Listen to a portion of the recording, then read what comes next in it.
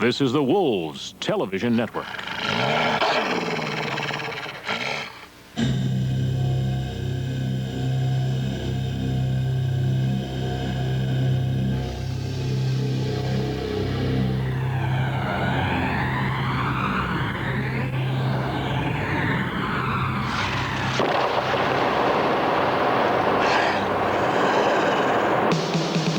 Are becoming the shootout kings of the IHL, and Wednesday night was no exception.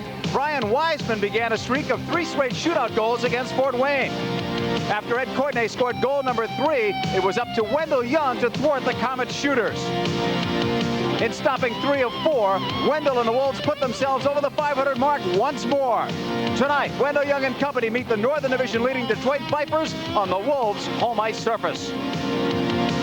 Coming up shortly, Detroit and Chicago, and the Wolves will try to do something they've not done surprisingly all year, and that's win 2 straight games on home ice. A pleasant good evening, everyone. Welcome to the Rosemont Horizon. I'm John Paul Della Camera. You know, all year long, Gino Briaco has hoped for more scoring punch up front, not just Molte and Davidson. And I think, Bob McGill, as I bring you in, that Brian Wiseman may be filling that role of late. Well, JP, Brian Wiseman certainly has shown in every level that he's played so far in his career that he can be a proven goal scorer. And certainly now he's been around the league a couple times and he feels comfortable, and he's stepped up in the last few games and certainly shown that he can do that role here with this team. Health-wise for the Wolves, it's been a great year, but tonight 2 players, Todd Harkins because of a back problem, and Kevin McDonald with the flu, will not be at 100%. Well, I talked to Todd Harkins this morning, and he certainly feels he should be ready to play. And he's been the top goal scorer or point getter for the Wolves against Detroit this season. And Kevin McDonald, I expect he's going to be in the lineup, because if he isn't, they've obviously taken him away on the meat wagon, because he's a heart and soul kind of guy, and he comes to play every night. Speaking of heart and soul, the heart and soul of the Detroit Vipers right now has to be Daniel Shank. 25 games, he's gotten a goal a game. Well, this is the 3rd time that he's played for Rick Dudley, and certainly has stepped up every time. With the way he's playing right now, certainly this is the guy the Wolves are going to have to watch tonight if they want to come away with the victory. Daniel Shank will be trying to lead the Detroit Wolves. 7 players are injured. We'll talk about that as we bring you tonight's game between Chicago and Detroit here at the Horizon. Stick around with us. Tonight's Wolves game is sponsored in part by Checkers, one taste in your hours, and by Nissan, the official import car of the Chicago Wolves, and by Continental, more airline for your money.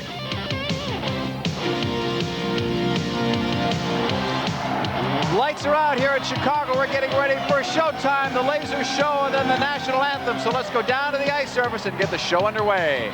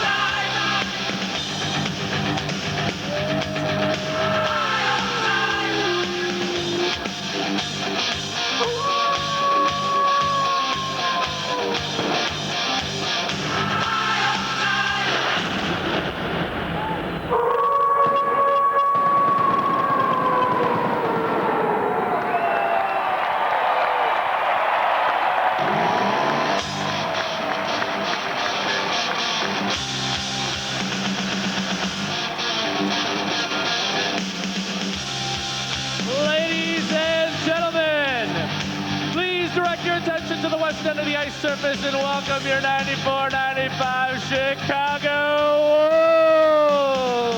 Wolves. First assistant general manager and head coach, Gene Ubriaco.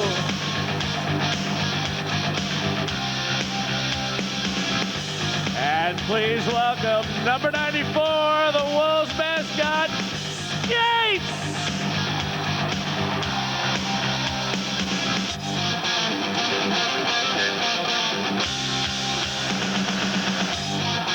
Get ready now. Here's the starting lineup for the Wolves tonight. And one defense, number 19, Kevin McDonald. And the other defense, number 24, Sean Rivers. And left wing, number 45, the Wild Thing, Todd Gillingham.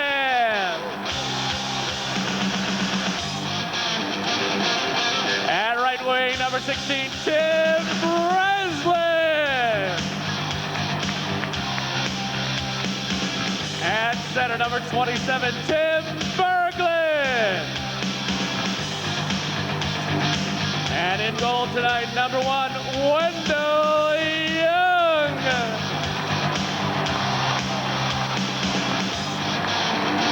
And ladies and gentlemen, would you please welcome the rest of your 94-95 Chicago Wolves.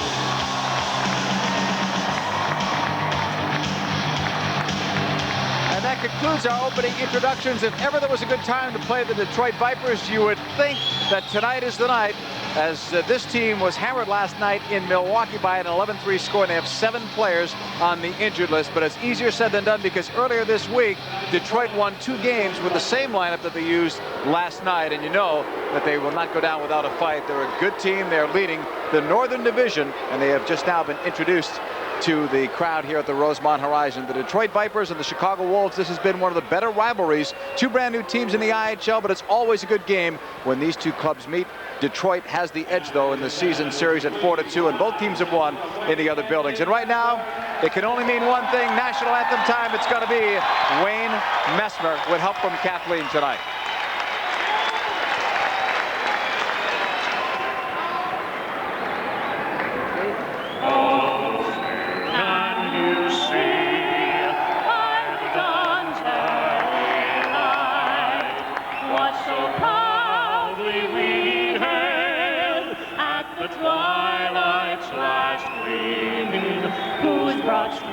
And bright stars through the perilous fight.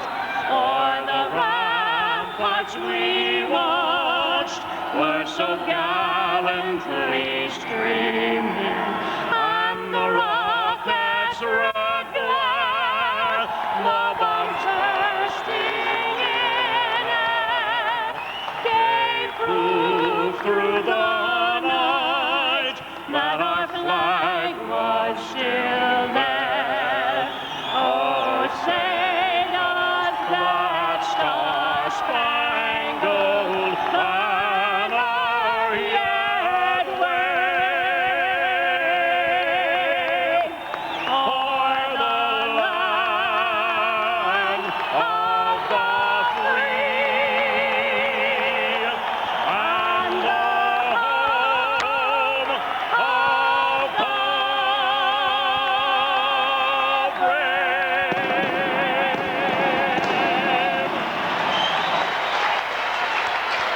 Well, everybody's ready. After all of that, we're ready for hockey between Chicago and Detroit. And we mentioned the hurt Viper players. Several of these players have had big games this year against Chicago. Well, Sikora and Sandy Smith and Joe Day, those 3 players are in the top 10 scoring of the Detroit Vipers hockey team. So when you take those guys out of the lineup, certainly it's going to be a disadvantage for their team, and hopefully the right advantage for the Wolves tonight. Goaltending-wise, they don't come much better than this guy. Rick Knickel was an all-star this year, and like Daniel Shank, 3 times he's played for Rick Dudley. Well, I'll tell you, Rick Knickel, he's certainly a survivor. He's played only about 40 games in the National Hockey League, and this is his 16th year of professional hockey, so you can bet he's logged a lot of miles on buses and whatnot, so he's certainly a survivor. Rick Kinnick at 5'10". Wendell Young is an inch shorter at 5'9", getting a ton of work these days. This is his 3rd straight start, 8th start out of the last 11, and 12th start in the last 15 games. The Wolves have had great goaltending this year, but right now Young has established himself pretty much as the #1 guy because of the workload he's been getting. Well, I certainly think that the coaching staff firmly believes that Wendell Young's going to be the guy that's going to carry them to the next level and into the playoffs, so that's why they've got him playing the bulk of the load. This is a bit of a change. Rick Dudley is on the bench, and that's where he was at the beginning of the year, but you know what? He's been coaching from upstairs lately. We'll talk about that later as we look at Gene Ubriaco, the head coach of the Chicago Wolves. He would like to get the monkey off the back, and that's winning these games at home. Well, it's certainly important that they get off to a good start here tonight. That's definitely a factor with them winning some home games. 2 physical teams tonight. How will Brad Watson call it? Stay tuned and find out. Some of the firepower hurting for both sides in terms of Kevin McDonald, who leads the league in penalty minutes. Nowhere near 100% because of the flu, and several of the tough guys from Detroit out of the lineup, but they have others who can play, and they lead the league in penalty minutes as we're underway. Detroit in the very colorful but always hard to read numbered uniforms. On the left side, Breslin keeps it in for Berglund. He's on a line out there along with Todd Gillingham. Rivers starts off on defense along with McDonald. Along the boards, loose puck into the corner. Players battling for it. Gillingham fires it around the other way. Out at the left point for Rivers. Rivers flips it in towards goal. It's cut off by Woolley. And now picked up by Berglund. Berglund tied up. He's the only Wolf player to play in now all 50 games, counting this one. Taken away by Detroit. Vipers bring it back up ice to center. Savaglia's pass didn't get to its intended target. Hines chasing it. He's on defense along with Andrusak. Deflected into the zone. Roberts had it knocked away. Secord and his line is out there now. Davidson and Bob Nardella. Slow start to this one. Minute 8 gone by. First period. Scoreless. Back it is Gordy Roberts. Wolves have not played since Wednesday night. For the Vipers, 4th game in 5 nights. They had an optional practice today, and Bob, not a lot of guys showed up. Well, certainly with this being the 4 and 5 nights, it's a big factor. I think that the Wolves certainly got to come out and jump on them, pressure them early. This one goes into the stands. They'll face it off again as you look at longtime NHL veteran Gordy Roberts, helping to provide some leadership at the back for Gene Ubriaco's team. They've cut down a goal per game over the last 11 games, and that's what the opponents have been averaging in the last 6 at the horizon. Well, the Wolves certainly don't score a lot of goals, so they found a way, obviously, that they got to cut their goals against. If they're going to win the hockey games, they got to cut the goals against down, and that way it takes a little bit of the pressure off their offense. So certainly it's going to help them in the long run. All set to drop the puck. Davidson for the faceoff. He'll win it back for Gordy Roberts. Roberts giving it back up. Lee Davidson scored goals in 4 of his last 5 games. Off the boards, kept alive. A battle for it. 1 against 2 right there in the corner. Secord getting help from Nardella. Puck is still moving, no whistle. And clears the zone. Chasing it back. Picked up by Roberts. On defense with Kemper. He sent out the last couple. Kemper was run at on the far side boards. Detroit will pick it up. Still scoreless. We've gone a couple of minutes here in the first period. Vipers will bring it up. Long shot, and Wendell Young was right there on the Craighead shot. Craighead with over 200 penalty minutes and get this 26 games. Well, he's certainly not known for his offensive ability, JP, and he's certainly gone out and established that, you know, he's going to be out there to earn a reputation, and certainly you're going to catch a lot of people's attention when you're getting 200 minutes in 26 games, so he's obviously done the job and people know he's out on the ice. There's a look at him. You know what, if you're wondering what color combinations they use, the colors are listed as red, aqua, gold, and eggplant. Give me a break. What's eggplant? It's on there somewhere. Well, I tell you, they're a great color scheme and a great logo, but the numbers, maybe for the television viewers, they're maybe a little easier to pick up. But from up in the broadcast booth, if we're having trouble sometimes, you got to bear with us because the numbers, the 7s and the 6s and 1s, are really a hard time distinguishing between the two. I've watched them on TV. The viewers are going to be in for no picnic tonight. See them that way too.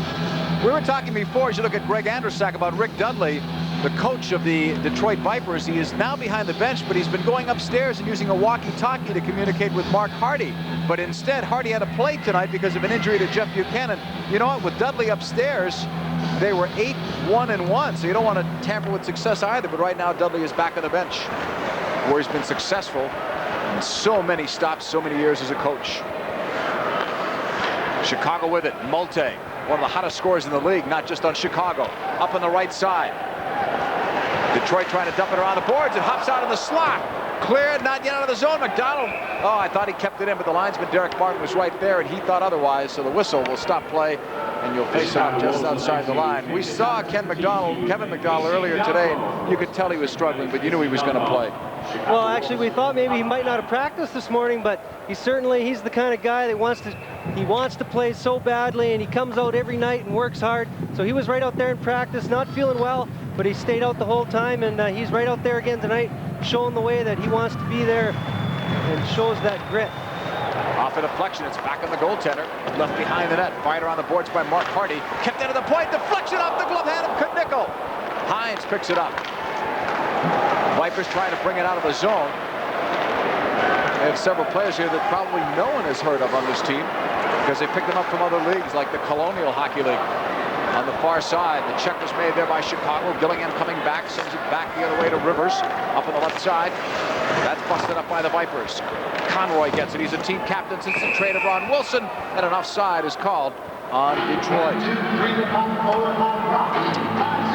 It's scoreless here, 16:27 remaining in the opening period of play. Let's take a look at the Wolves on Sports Channel coming up. This coming Friday, 10:30 start on the television. Friday at Milwaukee, Sunday against Cleveland. That'll be another late start. And then Tuesday, February the 14th, live at 7 p.m.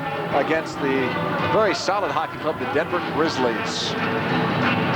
Look at the Chicago Wolves bench area. Tim Breslin closest to you, one of three players from the nearby Chicago vicinity. Always great when you can have players that have played locally play for the big team. Well, I think it's a boyhood dream, certainly of everybody, that when you play any kind of hockey, whether it's professional or junior, if you get a chance to play in your hometown, it certainly is a great feeling, playing in front of friends and family all the time. And I'm sure it's just, I'm sure he's very excited, and he's talked about it a number of times, that he always has a lot of people out at the games, and it's got to be a great feeling, certainly. Todd Harkins with a back problem. We're told it's in the lower back area. It's tough when you have to bend over. We all know about the Mario Lemieux back problems, and for a hockey player, the back is so important. Well, there's certainly been a great number of back injuries in the last few years, and I think you can certainly attribute it to the size of the players now, and the speed of the game has picked up so much, and so much more contact, so a lot more players are coming up with back injuries and a lot more back surgeries, you see, so it's not an easy game. Harkins at 6'3", and Lemieux, of course, is even taller than that. Back the other way, Wiseman trying to get through, and he was nailed along the boards. Good hard check. Check thrown by Oliva, who's 6'5", 220 from Poland. Intended for Harkins, picked off by Detroit. They dump it back into the zone. Behind the net, Wendell Young fires it around. Craighead is out there for the Vipers. It gets by the point man on this near side. It was Ian Herbers. They've got some good size in this Detroit team, even with the 7 players out of the lineup. Several players over 6'2", 6'3". They've got a guy 6'4", 6'5". A lot of muscle up there as Multe makes the touch. The next faceoff comes back to the other side. Well, Rick Dudley certainly has always been known to have a very physical hockey team, grind it out, and you want that. If you want to play a hockey like that, you've certainly got to have some size and strength, and he's built his team around that situation where he is the general manager and coach, so he's brought in all his players. That's Oliva, the number 9 player, 6'5", 220, 21 years of age, and he is a former pick of the New Jersey Devils, 4th pick in 1993. Set for the draw. Berglund's out there with Breslin and Gillingham, Rivers and McDonald. They'll face it off against Savaglia, who played 4 years at Harvard, also played on the national and Olympic team. Savaglia ready for the draw. And off the face-off, it's controlled. Vipers take it out. Straight up through center ice, and now across the line. That would have been an offside. Gathered in by Mazur. Now with a flip into the corner. Rivers. Now pressure being put on by the Vipers. They're coming after Chicago behind the net. It's still scoreless in front. Just wide of Young, who reached out and tried to get that one. Here's Breslin. Can't get out. High pressure by Detroit. forechecking wise, and they almost cost the Wolves dearly in their own end. Well, right there, a good play by Todd Gillingham coming back and getting a stick on Sabaglia and hooking his hand. I think he shanked it from going wide with a little hook. Delayed penalty coming up here, and it's going against Chicago as McDonald made the touch. And we've got a Wolves player who will sit in the box, but lately the Wolves penalty killing unit has been outstanding. Interference penalty being called on Chicago, and it's going to be Tim Berglund who will sit out 2. Well, the puck right here is going to be behind that, just a little chip out front. And there you see Gillingham on Sabaglia hooking his hand, and he shanks the puck wide. And on the penalty right here, Berglund's going to get an interference penalty. Right here, he holds his man up, and he trips him up, so the referee's standing a little bit behind the play. Kind of one of those plays, JP, where it's a little bit far to the play where the guy wasn't getting the puck or anything. So a lot of times the referee's going to let that go, but maybe tonight he's certainly going to set the tone early, and he's not going to let anybody get away with anything. And the tough part for the Wolves, that's one of the better penalty killers. Berglund sits out as Hardy fires up high, wide, rebound, and they almost scored on the short side, but Young was there. Chicago trying to move it out. Center slot, big shot, Hines, and that's wide as Detroit try to set up traffic in front. They have Major, Mazer, Conroy out there up top, Hardy and Hines at the back. Chicago trying to kill it off at the start with Davidson and Molte. Normally it's Molte starting it off with Berglund. Duffy out there getting a turn on defense with Gordy Roberts at the right circle. Play back out. Hines back and forth. Hardy shot through a screen, tip save, rebound, flipped away by Davidson and Molte. 1:20 left in the power play. Davidson shoots it in wide.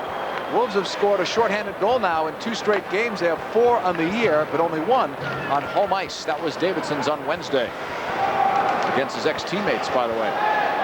Detroit keeping it in on the power play as they try to change part of the unit. And it gets by this near side. Woolley, who had just come on, working the left point. Andrusak working the right point. Each of those guys on a point streak. 9 for Woolley, 6 games with a point for Andrusak. And here they come. Detroit up the left side. 48 seconds left in the power play. Poked away. Nice move by Kevin McDonald. Detroit starting again across the line. Lonnie Loach holding. He's their leading scorer. Out at the right point. Back for Loach. Look out for Shank in front. Young pushing at him in front. Shank has 8 power play goals. And Young, I'm sure, has read the stat sheet on that. 2-line pass. Detroit will start again with 26 seconds left. That was interesting. Shank just camps there. Most of his goals, Bob, have come from that close to goal. Well, he's the kind of guy, he's a real hard-nosed player, Daniel Shank. He sticks his face in there. He gets, he's a 35-goal player. And also, he's going to be here's the shot. It's going to come by Mark Hardy off the end boards. Or first he gets it right on the net right there with that shot. The second time it's going to come again, and they got 2 men parked in front of the net. And their strategy right here is they're going to put 2 big men in front of the net, and they're just going to move it back to the points, get the shot through, and try to cause either a rebound or a screen goal on Wendell Young. Shank tries to fire it across the ice. Detroit controlling it. 12 more seconds on the power play. Side of the net. Vipers in front. No backhand attempt was made. Good defensive play that time. Harkins got in the way of that, and it's cleared. Todd Harkins helping to break it up, and the penalty has been killed. Good job by the penalty killers, who have now killed 31 of the last 34, 91+%. Molte got around that attempted hook. Molte on the off wing. Trying to stick handle around. Andrusak in the corner. Now it's Wiseman behind the net, still scoreless. Wolves looking to get the game's first goal against Detroit. Oh, the attempted centering pass was knocked off the stick of Wiseman, cleared out of the zone. Icing is the indication. Young sees it and will let it go as it's touched by Kemper. The icing call brings it back the other way. We've gone 7.5 minutes in the opening period. Yet to see a goal. You're watching Wolves Hockey on Sports Channel.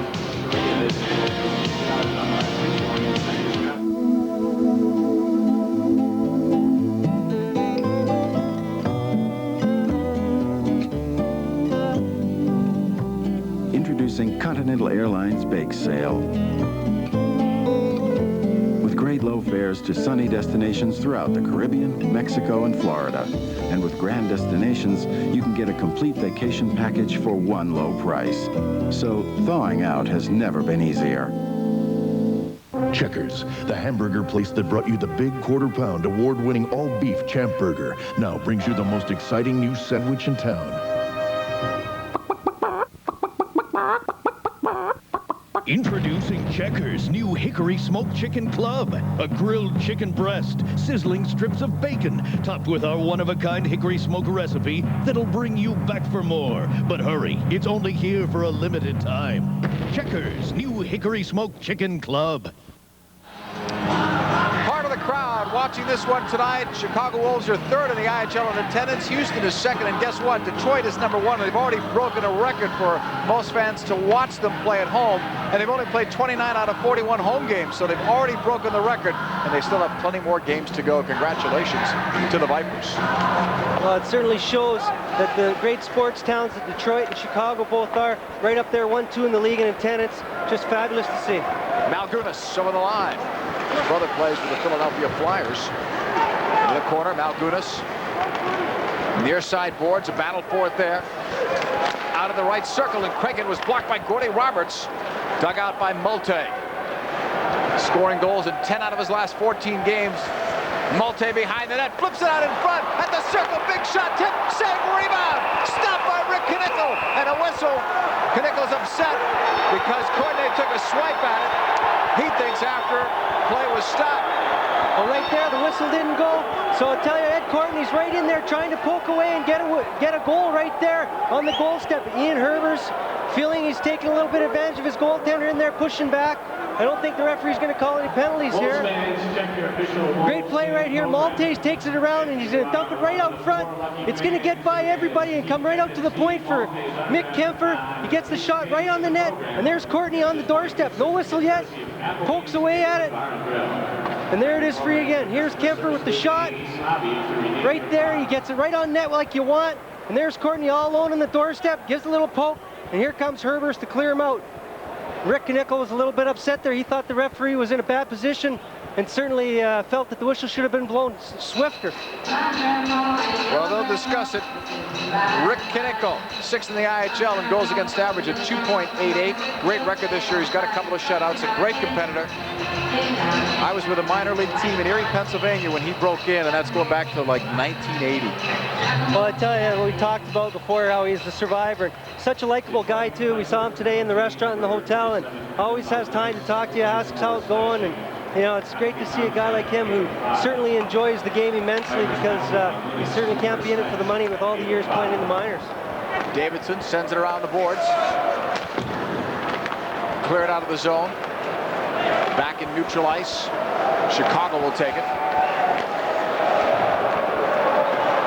Wolves with Multe. Now on this near side boards. There was a penalty there in the end that we didn't catch. Coming back the other way, here's Davidson. Now to Rivers, shooting it in from center, and it goes behind Knickel. All the way back on the clear. Penalty was called on Malgunas. So he sits out for 2 minutes, and it's the Wolves in the power play, but lately the power play has not been strong at all. 3 out of their last 34. They scored 1 for 4 the other night against Fort Wayne. When they score on the power play, good things usually happen for them win-wise. Here's Wiseman coming back. Wiseman neutral ice, looking to move that puck, and it's broken up. And a whistle anyway from Derek Martin calling the offside of the opposite wing. Well, if their power play is going to be successful, they have to come out as a unit. And right there, Brian Wiseman picks the puck up, and he's all alone, it seems. He's got nobody with him. Everybody's behind him.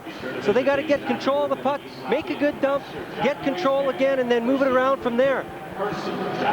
Wiseman getting a breather, and now the power play unit. Crowley and Nardella will work the points. Harkins, along with Secord and Gillingham. Harkins will take the draw.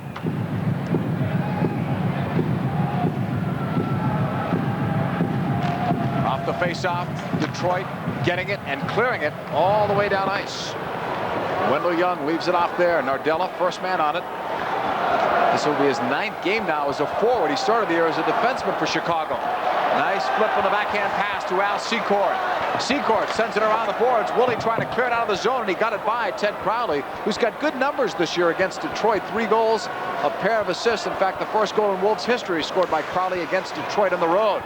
That time he almost had his pocket picked, though, by Shank. Watch out. Dump back into the zone. Chicago's power play starting from there. 22 seconds left on it. Scoreless game. 10:15 to go in the first.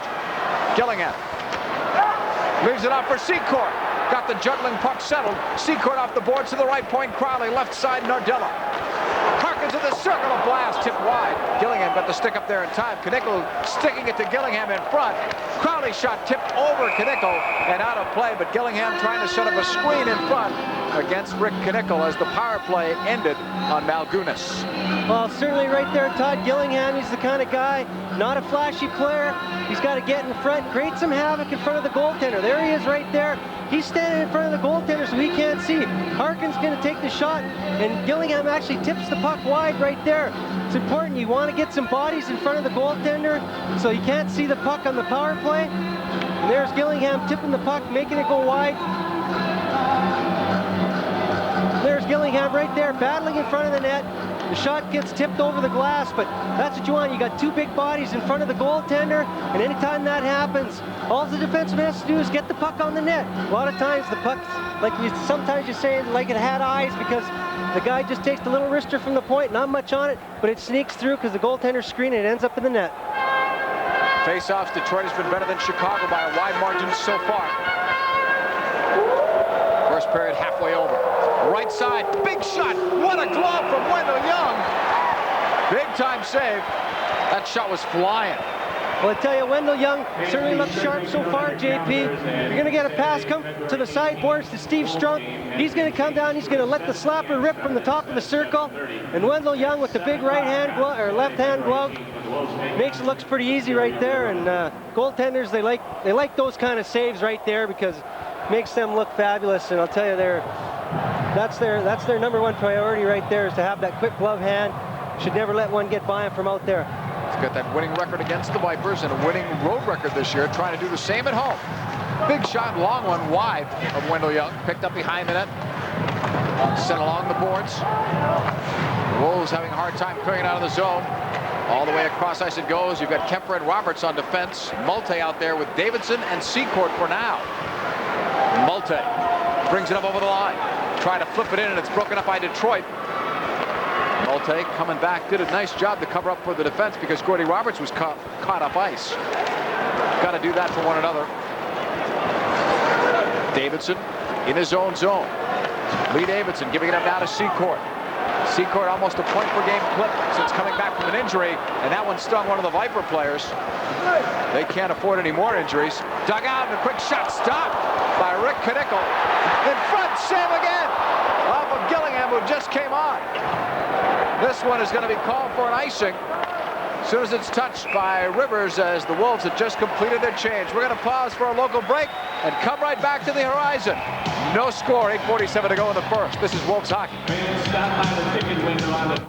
MCI customers, you make the call. AT&T, this is Margaret. Margie, tell me about AT&T True USA Savings. Certainly. What's the monthly fee? No fee. No fee? No fee! Make $25 in calls a month, and we'll subtract 20% off your AT&T bill. Wow! Find out for yourself. Call 1-800-PICK-ATT. With AT&T True USA Savings, there's no fees. You can save 20% guaranteed. Switch today. I'm sick of the circle! You got circles? No calling circles. You could save to anybody in the U.S. you want to call. No circles. Call anybody. Anybody? Call anybody and save with True USA Savings. It's true. Switch to AT&T and you'll save 20% off on calls anytime, anywhere in the U.S. to anybody at all. Anybody? Anybody. Anybody! With AT&T, it's never been easier to save on long distance. You make the call and we'll switch you for free. Thank you for calling AT&T. Your true voice. Bulls, Hawks, Sounds, Sports Channel, what fans want.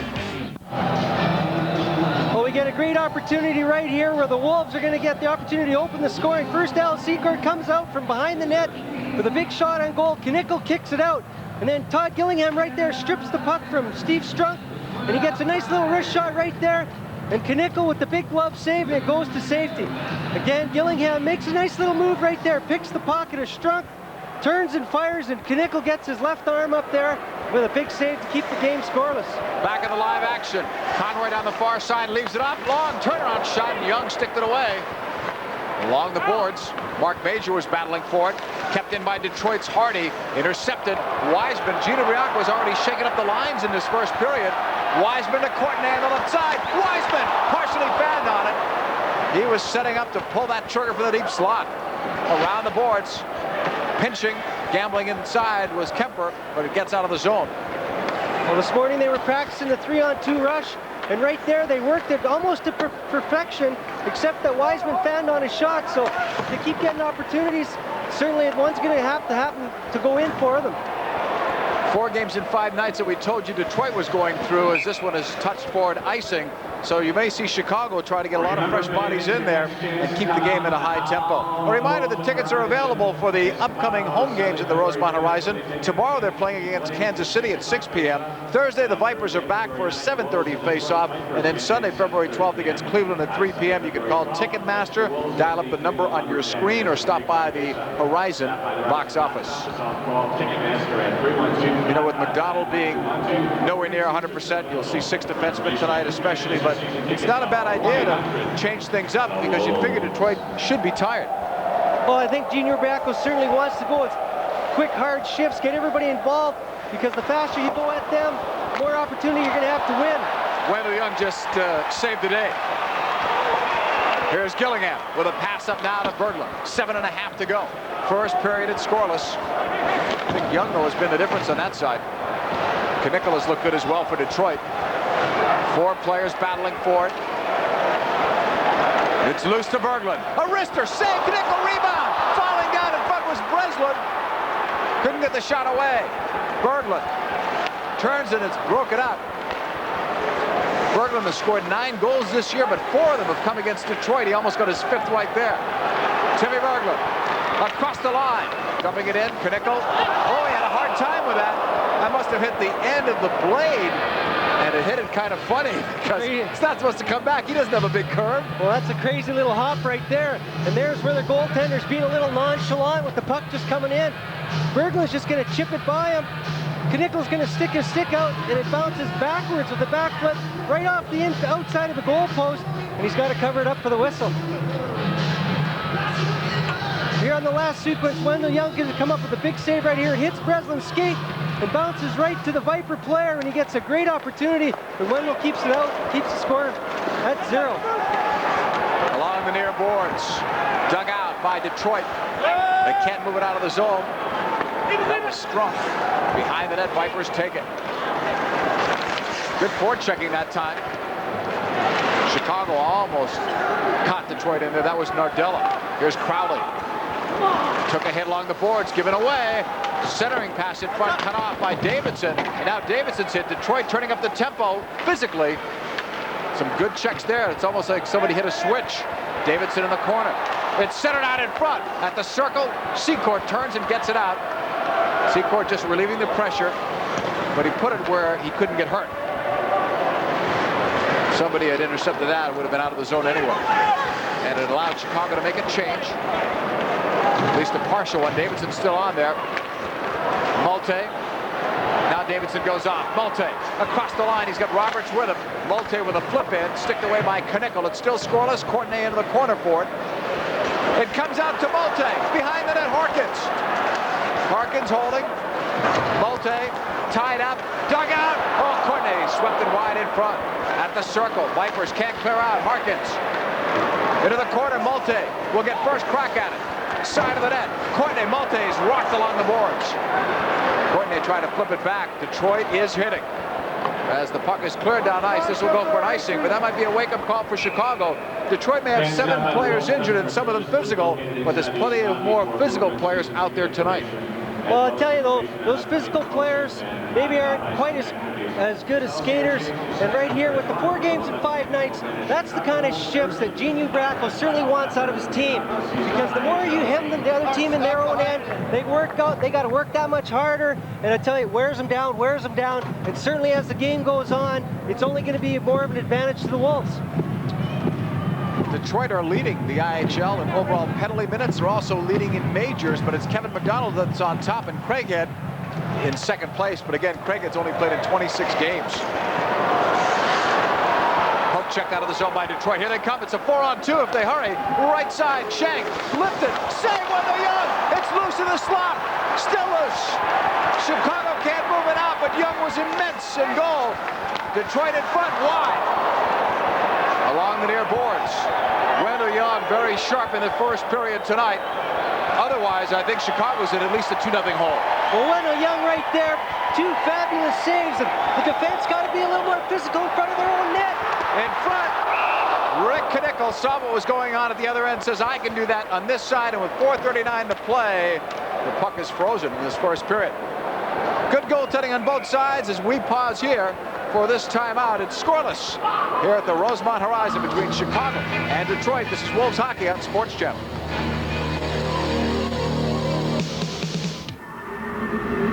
A luxury car is supposed to be powerful, comfortable, stylish, smooth, and expensive. 4 out of 5 ain't bad. The Nissan Altima. Now lease the Altima GXE for $239 a month, $1,250 down for 36 months.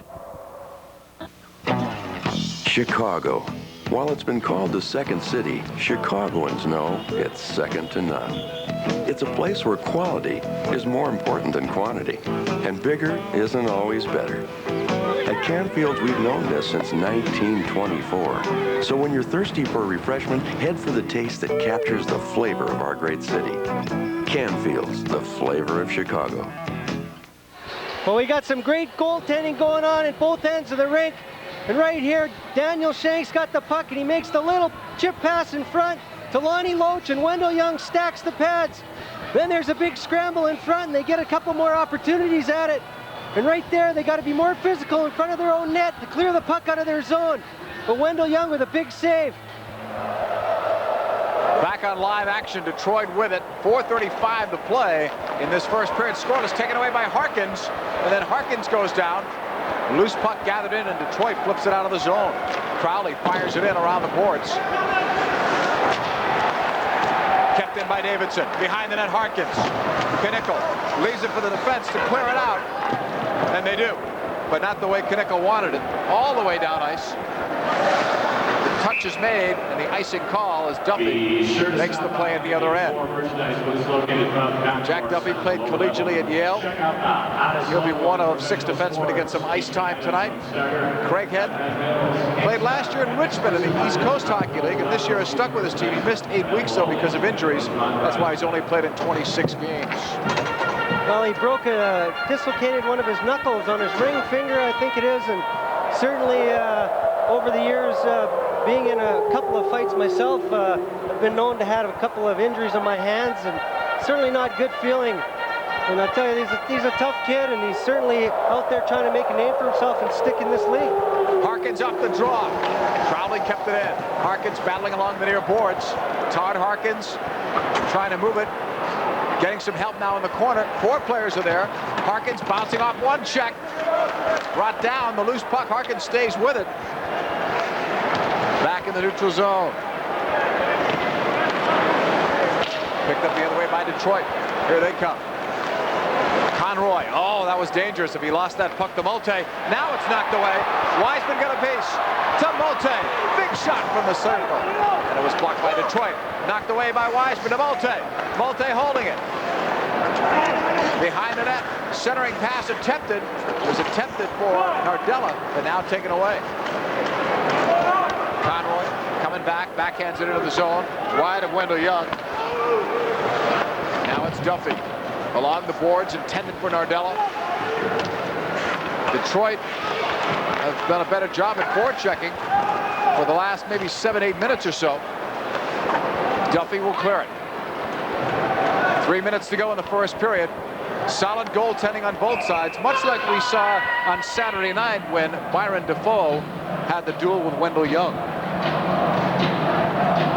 A reminder, coming up in between periods 1 and 2, a couple of special things. We'll return to talking to this man, Gino Briaco, and get his quotes from the first period. Stats and highlights, of course, and something very unique. Stay tuned for that. Stan Mikita's Hockey School for the Hearing Impaired. A lot of people probably have never heard about it, and it's been around for years and years. It's a great story. Stick with us on that. Wendell Young in goal, looking at this face-off to his left side. Still scoreless, 2:56 to go, first period. You're watching Wolves Hockey on Sports Channel. along with former NHL defenseman Bob McGill. I'm John Paul Della Camera. Thanks for tuning in tonight. Still looking for the game's first goal as Detroit dumps it into the Chicago end. Kevin McDonald chasing it. Check there by Lonnie Loach. Two hard competitors. 4 players now behind the net looking for a face-off. No whistle. It's kicked free. Seeing it at the last moment, Sean Rivers, who's played in every game but one for Chicago this year. 49 out of the 50, counting this one. And the whistle will stop play there as the Wolves brought it over the line. Well, Breslin takes a big hit right there after the whistle, and Drusik right there. Breslin gives him a little chat there, and I'll tell you, nothing wrong with that. There's a kid, he's going out there and he's playing to the whistle, and he's coming and the whistle goes, just he's gonna hit the guy, so a lot of times that can't be helped. You don't want to let up sometimes, because sometimes the other guy might want to give you, thinking he's gonna get hit, and you can get hurt, so if you're gonna follow through on a check, sometimes that happens after the whistle, and right there was just one of those times, and Breslin, I don't think was too worried about it. Didn't be upset too much. No, it wasn't dirty, it wasn't cheap, it was a good follow-through, really. 5 goals, 13 assists for Tim Breslin. Getting a lot more ice time, too, in terms of penalty killing. Gino Briacco going with about 6 forwards now in terms of penalty killing. The puck is dumped in behind the net. Knickel leaves it there. We had gotten a report, although we didn't see it. We were on a replay that Lee Davidson left the ice surface. We'll try and find out what the deal is on that. We've not seen him the last few shifts. Behind the net, the wraparound, stopped by Wendell Young. Wolves have to be careful. Can't let forwards walk around the net like that. Well, they had a little miscommunication in their own zone. 2 men went on 1 man, and the guy almost came out and stuffed one in the open net. Wide of Wendell Young. That looked like a shooting gallery. Luckily, they're off target right now. Wiseman lost it there. That physical play paying off for Detroit. Right now, they've got Chicago on the ropes as Malte just flips it out of the zone. Long reach. Courtney almost got it. Nice check. Courtney playing the body. Dug out now. Oh, the Vipers lost it. Malte the steal. Malte around the defense. Save. Knickel. Rebound. Courtney. Backhander. Stop. Malte couldn't pull the trigger. Rebound wide by Berglund. Berglund again wide. Oh, had Malte been able to fire it, that would have been maybe through the net, because he's got a blistering shot. Malte rides off the check. Great check, but Malte ran right off of it. Out at the right point. Saved by Knickel. Penalty up here on Detroit. It was delayed, and now the whistle. So Chicago will have a power play, but the more you watch Malte, the more you've got to be amazed at all the good things he does on the ice with a puck. Well, Steve Malte certainly showing why he's the leader of this hockey team. He's just played so well in the last 20 games. Right here, he strips the puck from the defenseman, and he's going one-on-one against Ian Herbers. Right here, he uses his muscle, and he gets around him, he gets a little flip shot on goal. And then you got Courtney coming in for the rebound, and it looks good when they're driving the net. They're having second flow, and they're getting certainly a lot of opportunities that way. The penalty is going to be called right here for slashing. Malte protecting the puck, keeping the puck away from the defender, and the defender getting the stick too high, and he's going off for 2 minutes. Oliva sits out 2 for the slash. You're looking at Steve Malte, and now Oliva from Poland sits off. 19-0 on the time, so if the Wolves don't score here, they'll carry over to the next period. Nardella way too high. Behind the net. Knickel sticks it away. Towards the point. Detroit were moving out of the zone almost. Looked like they were coming through, and now they do, to center ice. On the left side, big shot saved by Wendell Young. Vipers are short-handed here as Lonnie Loach chases it. He and Crowley bang. Loach beats him to the boards. It's 1 versus 4. Wolves got to move that puck out, and they do. 30 seconds left in the period. Malte fires in from center. Wiseman chasing it down. Playing the body with Nardella there as well. And a whistle on a high stick above the shoulder. Oh, little unsportsmanlike. Conroy just knocked the stick away from Nardella right in front of the referee. Just slashed it away. Well, I'll tell you right there, Al Conroy, he's been known as a real pest, but I'll tell you, he comes to play every night. He's a real competitor, and right there, he's a little upset because I don't think the whistle or the puck was too high, and I think he was a little upset there because he had possession of it. So when the referee blew the whistle, he just gave a little slap to Barbie Nardella's stick, and he didn't have that what we call 25 pounds pressure on his stick, knocked it out of his hands. Davidson is back out on the ice, so that's good news for Chicago. Right here, they get little pressure. There's the puck up in the air, and he swings at it, and what happens is he almost hits Nardella in the back of the head, so the referee makes a safe call and just blowing it down. Back the other way, Vipers are shorthanded. Shank centers it in front, doesn't make the connection. Luckily there for Chicago. Time will run out here, but they'll have at least a minute to go in the next period on the power play to try and get a power play goal. First period's over. It's a goaltender's show, though, here in Chicago. Young played very well on his side. Knickel did well on his side. We'll come back with Gino Briaco. Please come back with us. This is Chicago Wolves Hockey on Sports Channel. Baker comes up with incredible new pretzel. Doesn't have any customers. Doesn't know how to reach them. Here's that post office has some very smart solutions. Calls for business kit. Baker finds ad mail can target pretzel lovers. Doesn't cost much. Gets his message across. Baker gets orders. Sends them parcel post. Customers are impressed. Baker gets more orders. Pretzels are a hit. Baker makes millions. Now he's the one getting baked. For information, call 1-800-USPS.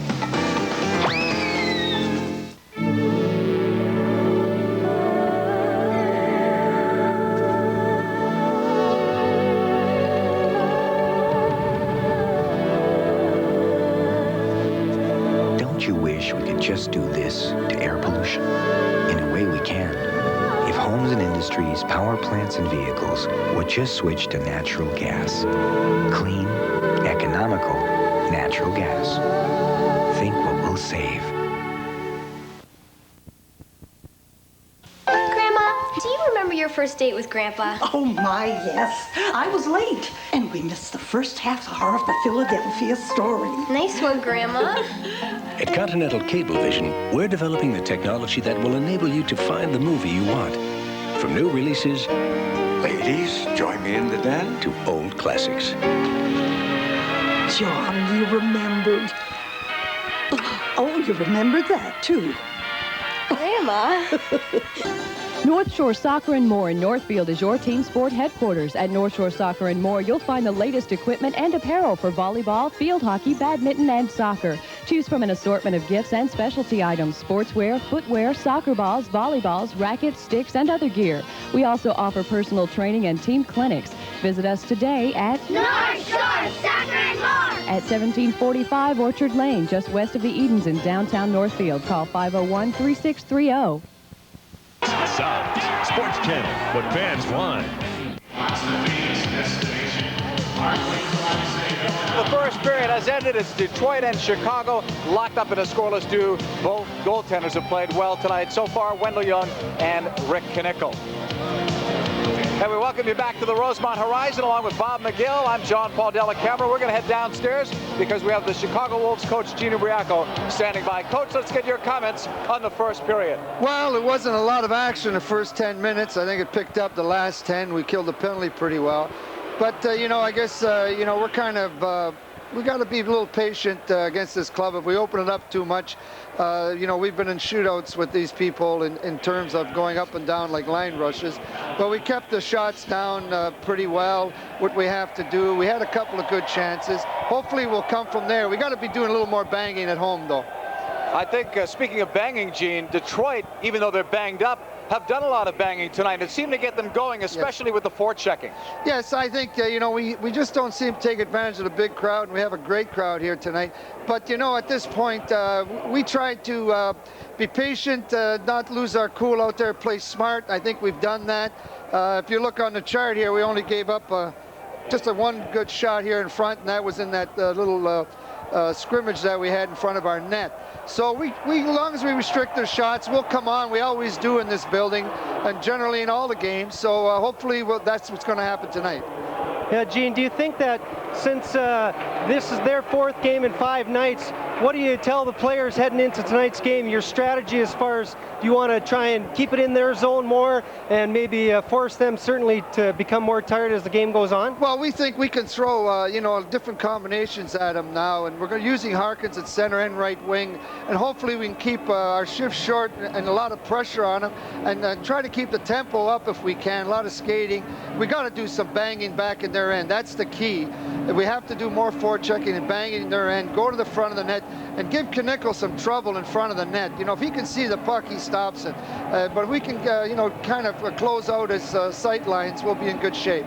Gene, we were on a replay when we were told that Lee Davidson left the ice surface. We saw him come back. What's his status? What was well, the we injury? just had a couple of guys step on something. We had 2 players have problems with their skate, Berglund and Lee Davidson. So maybe we're going to have to get a rug in the dressing room.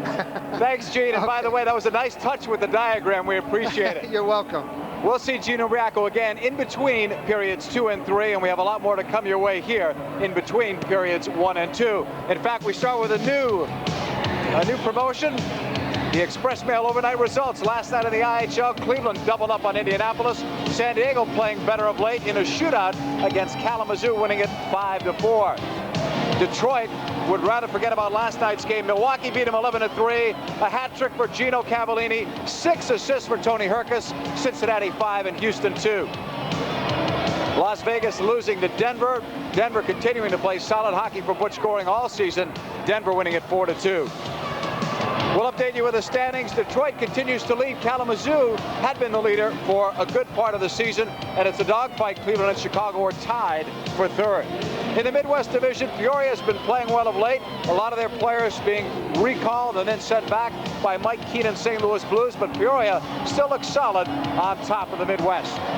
In the Central, Milwaukee has shown no signs of slowing down. They're a solid number 1, but the rest of the pack could be better. Atlanta, though, has lost 6 straight games on home ice. And finally, in the Southwest Division, Denver has been there pretty much all year. Phoenix, Vegas, and San Diego all have a shot. These results are brought to you by Express Mail from the United States Postal Service. We deliver overnight results for you. Well, the first period's over, and maybe in the second period, Chicago, Bob McGill, can take advantage. They'll have a power play for 1 minute, but the power play will have to look better than it did on their first chance. Well, JP, they certainly have to regroup. They have to play as a unit on the power play. They've got the man advantage. They've got to use it to their advantage. So far tonight, too many little individual plays on the rush. They got to get the puck and establish control in the other team's zone, move it around, create some havoc in front of Rick Knickel, and get the shots through and hopefully get a rebound or a screen goal. A lot more to come your way in between periods 1 and 2, so please come back with us. It's scoreless after 1 from the Rosemont Horizon.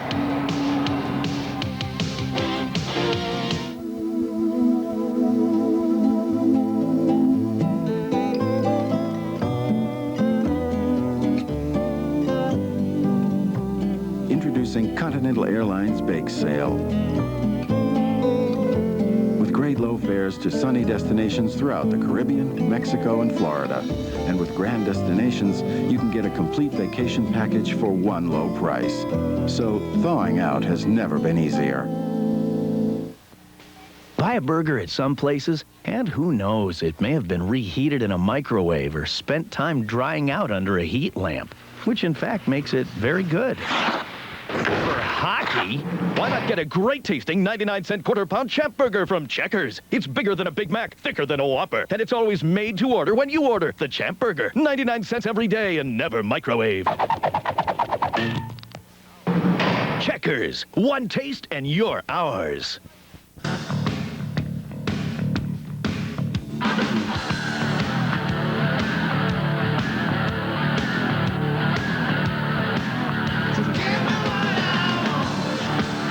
Sunday, the Hogs take on the Vancouver Canucks. And Tuesday, the Ducks play host to the Hogs. And Thursday, the Hogs battle Brett Hull and the Blues. He sent him on the Hull, a drive right on, and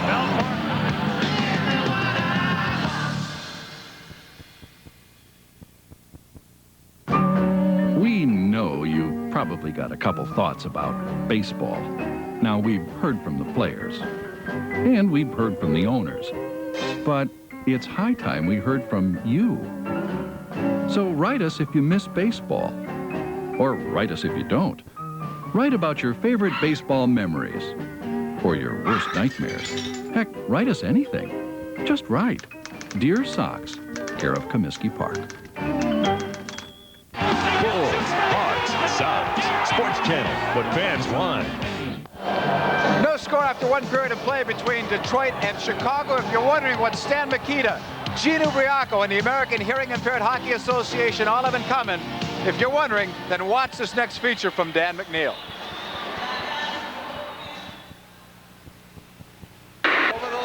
Those of you watching and listening to tonight's game probably are used to the sights and sounds of hockey.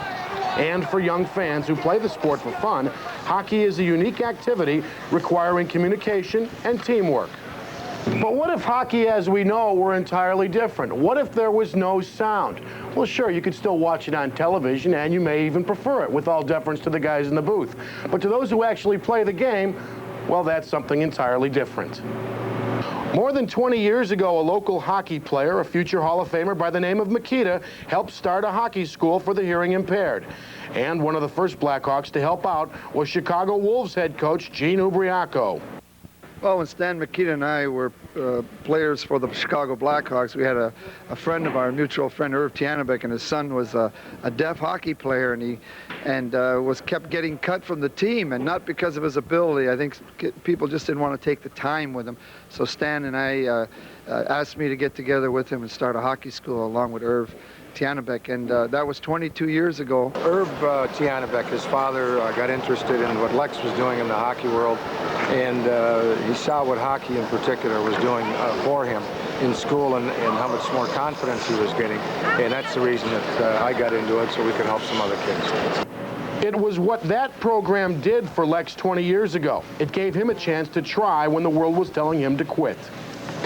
When I was younger, because I used to play on the hearing team, I never get the chance to get to play. But the coach thinks I might get hurt because they're afraid I can't hear because I might get hurt, but not necessarily because I had to prove them wrong.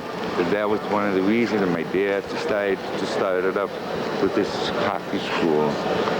So he told Stan, we gotta do something about it, so we got to prove to the other hockey clubs to show that deaf people can compete.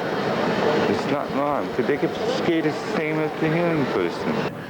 Now the American Hearing Impaired Hockey Association program has blossomed with a World Championship Series to be held in Finland later this month. The last World Tournament, I was fortunate enough to be their coach, and we won a silver medal. We lost a gold medal by 1 goal to the Russians, and it was probably one of the toughest things I've ever gone through because we've always been looking for that gold medal, and I think maybe this year they have a good chance. One player grateful for his chance to play is defenseman Brian Swatek.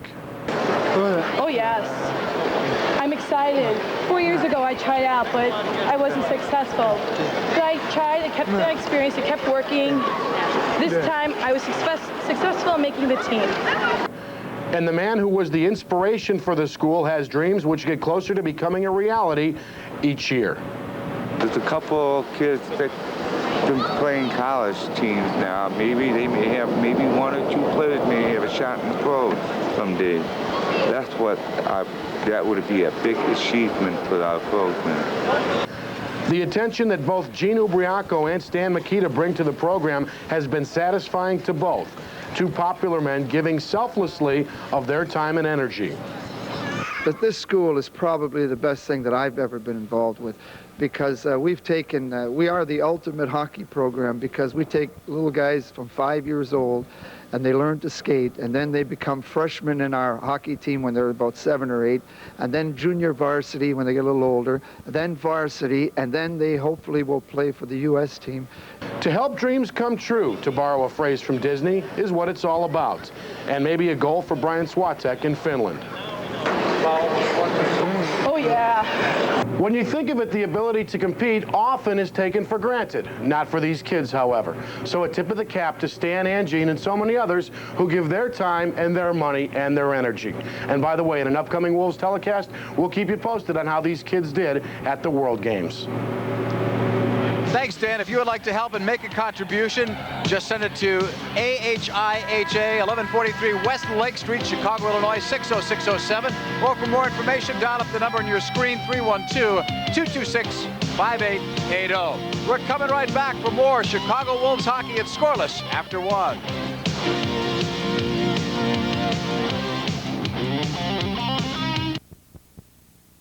The cars, brand new 1995 Saturns. The place, Saturn of Countryside. The action, Get behind the wheel of America's value leader. A different kind of car at a different kind of place to buy. Hassle-free one-price shopping at Saturn of Countryside. New shipments of 95s are arriving daily. A great selection of all models and colors to choose from. Drive one home today. Saturn of Countryside, just 3 minutes north of I-55 on LaGrange Road in the western suburbs. The choice for Saturn. For 50 years, television has talked at you, program to study methane emissions. pitched at you, Lowest prices. tried to tell you what to think, Call it an how to feel, Feeling not so fresh. dream, and smell. Rose garden. Now it's your turn to talk back. Introducing America's Talking, the first real interactive TV channel. Call 1-800-988-TALK and hear your own voice on TV instead of mine. Sounds Sports Channel, what fans want. A reminder that tonight's Wolves game is also brought to you in part by Northern Illinois Gas, proud sponsor of the Chicago Wolves Zamboni, fueled by clean-burning natural gas. Well, the first period, these fans saw some 27 shots when you counted them up for both of these teams, and neither goaltender, Bob McGill, would let one by. So there were 27 saves. We don't have any goals to show in between periods 1 and 2. Well, it's certainly a great goaltending battle, JP. And right here, you're going to see a great opportunity for Todd Gillingham. He's going to pick the pocket of the Steve Strunk right there, and a nice little wrist shot with the turnaround shot, and a great glove save right there by Rick Knickel, and it goes to safety. And at the other end, you're going to see a nice little save here by Wendell Young, where he stacks the pads, and he stops the Viper player right there on the doorstep, all alone. And I'll tell you, the goaltenders, they just got to be so thankful every time when they come out of a period after being outshot like that on both ends of the rink. And I tell you, the goaltender's been fabulous. You know that Young is sharp when he sees those deflections. Those are the hard ones to stop. There's Rick Knickel, who made on his side 14 saves. He is an all-star goaltender, Rick Knickel. The goaltenders will have to play well to win this one tonight for both of these teams. There are the shots that we told you about. Neither team has scored on the power play. The face-offs are the most disparaging stat there, Bob. And again, the other side is having more success than Chicago. Well, the face-offs are pretty important, JP. If Chicago wants to control the play, especially right here at the start of the period, when they got to come out here with the power play for a minute, if they can win the face-off, they get possession right away and they can get it in the zone and set it up. If they lose possession, that's 20 seconds off the clock right there to start the period for Detroit. And to repeat that story earlier, Gino Briaco saying that Lee Davidson basically had a skate problem, so that was taken care of. That's why he wasn't there. This is Brian Wiseman. 2 strong games in succession for the Wolves. He's trying to make it 3. Consistency is what he's going to need to take it to the next level. Well, certainly that's what Gino Briaco wants out of this young man. It's his first-year pro coming out of Michigan University. And certainly, he's starting to find his stride. And if the team's going to go up to the next level, they're going to need some contributions from Brian Wiseman. Off the draw, Savaglia wins it back the other way. And there's what you were talking about. That'll kill some clock right here. Power play on for 53 seconds left. Cleared down ice by the Vipers. Chicago with it. Nardella and Crowley will work the points. Molte, Courtney, and Wiseman. That's the unit they were practicing with this morning at the skate. Big shot. Courtney went wide. All the way out of the zone again it goes. Another 37 seconds left in the man advantage for Chicago. Well, right there, I think the Wolves maybe feeling a little bit of pressure, trying to make something happen too quick. And I think Courtney should maybe get possession. They want to be able to move the puck around, get some confidence in their power play. At the left point. Fed across by Wiseman. Crowley passed it. Shot off the side of the net. Crowley had a chance to shoot that one. He passed it across instead. We'll play it now to the near side to Wiseman. Along the boards intended for Molte. Slips by. Courtney looking. Wiseman holding. Right back and forth. He and Molte. Side to side. Molte wants to come in front. Stopped by Rick Knickel. Right idea, but Knickel was there, and that'll kill off the rest of the power play. So the Vipers make Chicago 0 for 2 in the man advantage. Herbers sends it down ice. Oh, picked up, but it's going to be called back. All the way back the other side. Touched by Steve Strunk. Get out your ticket stubs. 18:38 remaining. And this is the second period. A reminder that fans of the Chicago Wolves can purchase single-game tickets by calling Ticketmaster at 312-559-1212. Or you can pick them up at the Rosemont Horizon box office or Chicagoland locations of Carson, Perry, Scott, Blockbuster Music, Rose Records, Tower Records, and Hot Tix. Well, there's Todd Harkins. He's been struggling of late. He hasn't had a goal in 16 games now, so certainly he's got to be a guy that's got to step up and get back on track right here, JP. He's had points in 21 games, 20 points, but the goals haven't been coming. Off the draw. Kemper in the deep slot. That was a dangerous pass. No one was really open. All the way back the other way. Gordy Roberts. Centering pass by Detroit. Oh, that could have gone in off a skate. Kemper flipping it up ice. Davidson dumps it into the zone. A ragged start to this second period. Chicago trying to get in sync. Here's a steal. Oh, Secord missed wide. He'd like that chance again. Well, I don't think he realized he had as much time as he did. He had nobody within 5 feet of him. Had a great opportunity to take his time and make a great shot. Secord trying to give it up. It goes wide. Kept into the zone. Gordy Roberts avoiding that check. Hines fires it around the boards. And this is going all the way. Icing is the indication as Kemper makes the touch and play comes all the way back to the other side. Still scoreless, 17:48 left here in the second period. There's Al Secord. It's interesting, I asked him today why his numbers were so much higher than the beginning of the season, and he doesn't think he was in game shape as much as he always stresses to be in physical shape. He didn't think he was there, and he said the rehab got him a chance to ride the bike, get the legs going, and that's why his numbers are up. Well, you got to remember that Al Secord hadn't played hockey for 4 seasons, so I mean, it's gonna obviously there's gonna be an adjustment period, and maybe that little bit of a layoff where he got more time to come back and skate with the team while he's coming back from the knee injury got him into that shape that he needed to be in, and he took off from there. Almost a point per game, 18 points in the 20 games since he's come back. Missed 2 games last week with a flu. Gillingham in there, 4 players battle behind the cage, 17:32 to go in the second. Still scoreless. Savaglia giving it up now to Jason Woolley, who played in the All-Star game this year. One of 4 Vipers to make it.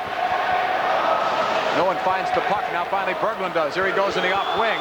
Timmy Berglund over the line, getting hooked from behind, dumps it in deep. Flip pass to Woolley. Woolley and Andrusak are there. Breslin helping out. It's back in neutral ice. Kevin McDonald, probably because of the flu, won't get as much ice time as he would normally get. We've already seen that cut down a bit so far. Busting through Malte. Behind the net. Malte looking to come around. Hines has that covered. Smart defenseman, that Gord Hines. A lot of experience. Back in the near side. Mazur's pass finds a breaking flare, but it goes wide on the shot from Conroy. Detroit looking to move it.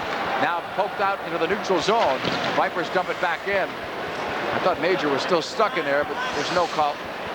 Now it's Chicago's puck. Sean Rivers. Second now in the team. Not just in defenseman, but the team in shots on goal. Lead pass. Wiseman couldn't control it at the end of the stick. Wiseman checked along the boards.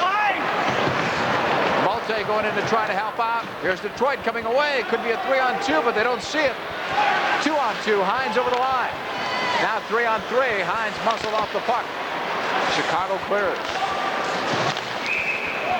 And it goes back on the 2-line pass. 16 minutes left here in the second period.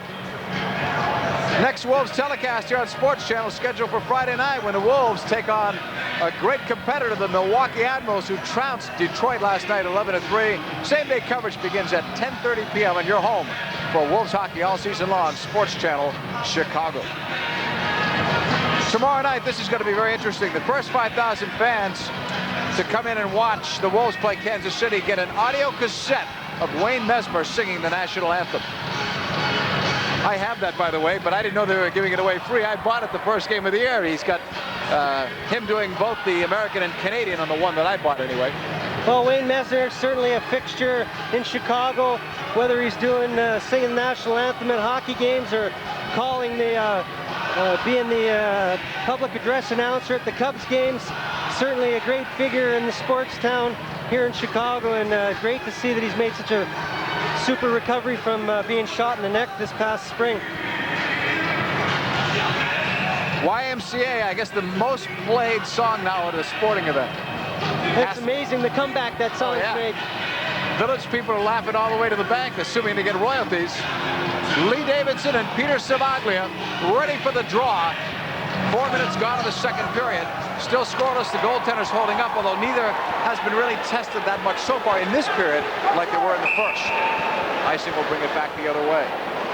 Well, the place seems to be a lot more sloppy this period. Maybe both teams after the break. I think you're going to see Detroit, maybe his legs are a bit heavy coming into this period. But so far, Chicago hasn't really been able to get into the flow of the game and sustain any pressure on them and get some opportunities to score the first goal. Crowley and Duffy sit it out. New unit out there now for the Chicago Wolves. We mentioned Crowley's great numbers against Detroit. Last time he scored was against Rick Dudley's team way back in mid-December. He's gone 19 without a score. People that have followed the Wolves know that they're not so good in the second period, but Detroit's numbers were better. Second period has been a thorn on the Wolves' side this year. Puck behind the net, Knickel leaves it off. Woolley, number 7, Jason Woolley, once owned by the Washington Capitals. Rivers giving it up now to Gillingham. Across the line in the right circle. Breslin, the backhander, stopped. Poke check, there's Berglund trying to jam it out in front. Gillingham got a touch of it, but it's deflected away and clear.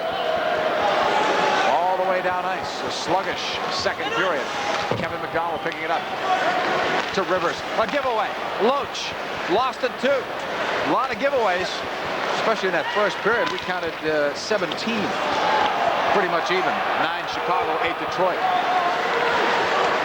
Crowd sounding a little bit impatient now as Hardy clears it. Good pass, breaking it over the line. Mazur couldn't do anything with it. Shot back in though by Hardy. And an offside call there on Detroit.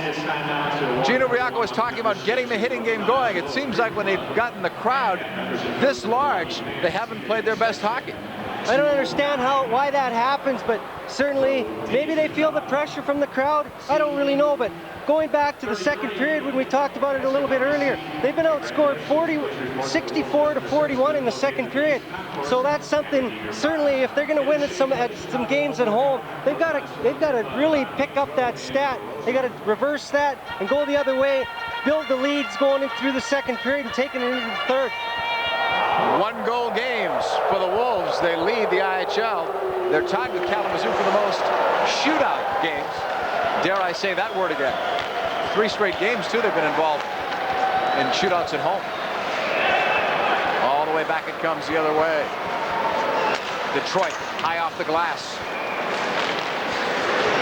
Well, if there's pressure on a team to entertain, it's on the home side. Detroit doesn't care if they win ugly, and certainly with 7 players injured, they'll gut it out, grind it out, do whatever necessary. And if they get the good goaltending, you can win games like this. These are games that can be won 1-0 or 2-1. Well, that's the kind of style they're going to have to be known for. They certainly don't score a lot of goals, and they have cut their goals against down. And this is where they got to learn to win. The experienced players in the team have to help the younger guys learn and show what it takes to win the 1-goal hockey games. 14 minutes to go, second period as Hines clears it. It's still scoreless. Intended for Mazur. Now taken away by the Wolves. Here they come. Courtney. Davidson can't get it. Back over the line the other way. Craighead sticked away by Wendell Young. Strunk on it on the right side. Behind the net for Craighead. Ted Crowley is there. Passing it out of the zone. And then right back in it comes. Crowley having to chase it down. Oh, good check by Malkunas. Behind the net, Detroit centering it in front. It's deflected away. Al Secord will pick it up. Secord coming back the other way, dumping it in wide of Rick Knickel. You hear that communication down at ice level. Well, anytime you can hear it up when you're on your TV screen, the players on the ice, that's great communication, and it only helps because everybody's talking to each other out there, and that way they're not going to have any miscues. Like that one. On the left side, Chicago clears it out. That was almost on cue. Flipped back into the zone by Lonnie Loach.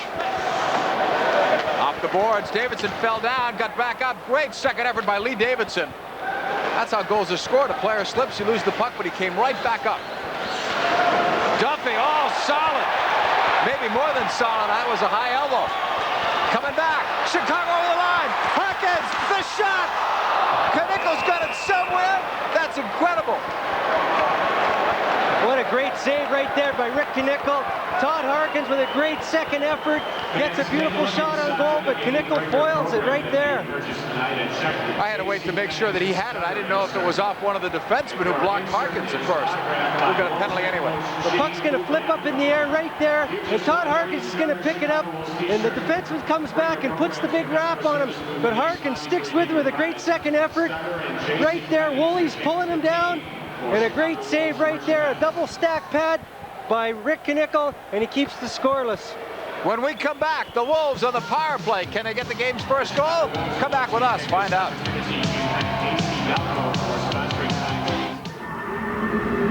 A luxury car is supposed to be powerful, comfortable,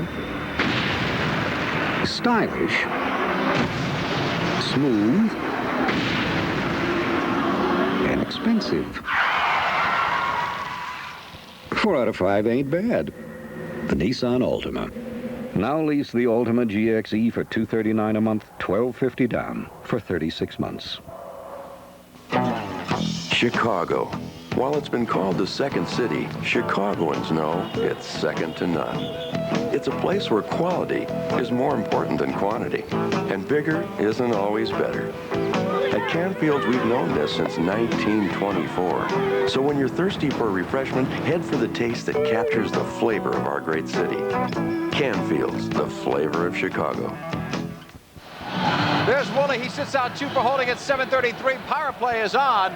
And now Detroit clears it. Chicago 0 for 2 tonight. That will make the numbers more miserable. 3 for 34 in their last 9, so now 3 for 36 if you add those up. Back the other way, here come the Wolves. Rivers and Nardella at the points. Harkins, Molte, and Wiseman up top.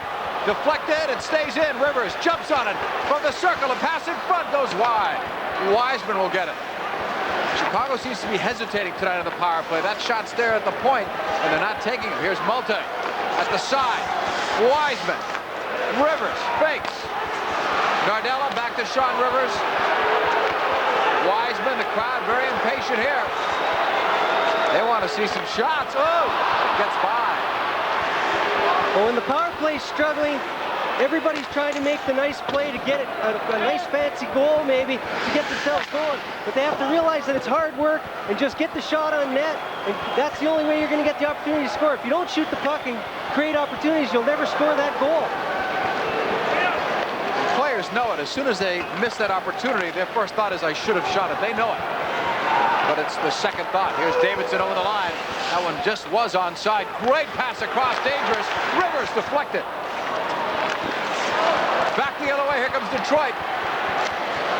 Viper is shorthanded with Shang, dropping it off. Nice hit. And Chicago will take it with Nardella. If you're going to make a pass like Davidson made in the offensive zone, you better complete it because that was dangerous, but he got it through. Rivers across. Nardella at the center line. Only 15 seconds. Where did the power play go? Time's flying off of it.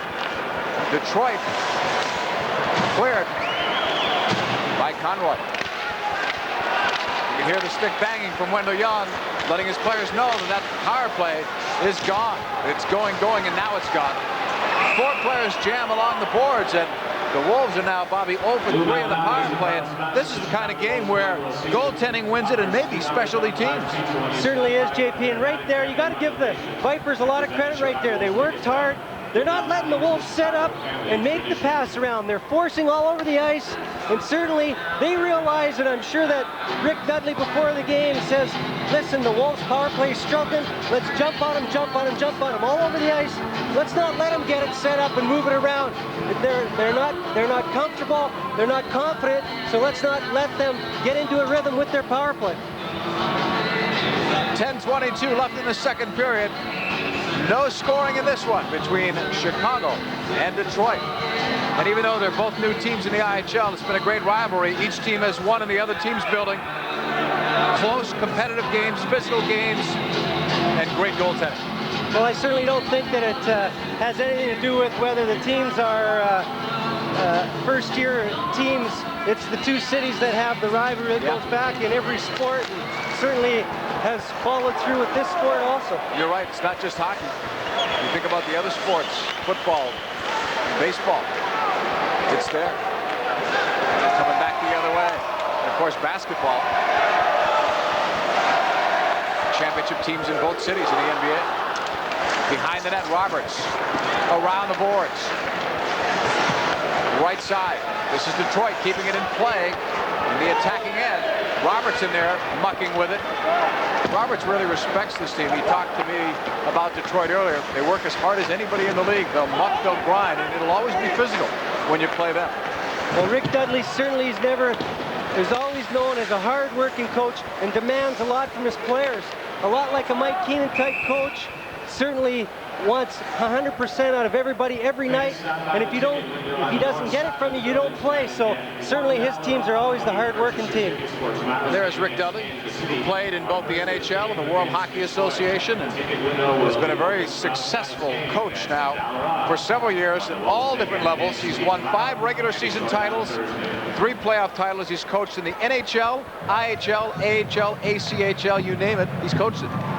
Well, he certainly has the credentials, and he's looking forward now, I think, to moving into more of a general manager role, and that's why you've seen Mark Hardy doing a lot more coaching lately, but he's forced into playing tonight because of injuries, so he's come out of the press box to resume the role as the head coach. All the way down ice, Knickle lets it go. The whistle back the other way, and again, the second period continues to be sluggish. Bob, neither team really can get into a groove. No, it's funny. There's been a lot of play in the neutral zone, a lot of loose pucks. Nobody's really controlling the play, and certainly you have to get in a situation where the Wolves, they want to get to the red line, get a good dump, and get the forecheck going. Here's Jack Duffy with a big solid hit on Saviglia right there, knocks his man down, and I'll tell you, you like that when you see a defenseman standing up at the blue line. He's putting a stamp on his, this is my turf, buddy, and you like to see that. Kevin McDonald behind the net now to Rivers. Rivers. 2 forecheckers in there for Detroit, but Rivers stays with it. Here's Chicago and Gillingham to Berglund. Berglund can't get through. Savaglia clears it the other way. Sean Rivers back for it. Less than 9 minutes to go in the second period. No score. Berglund intercepted the other way and then dumped.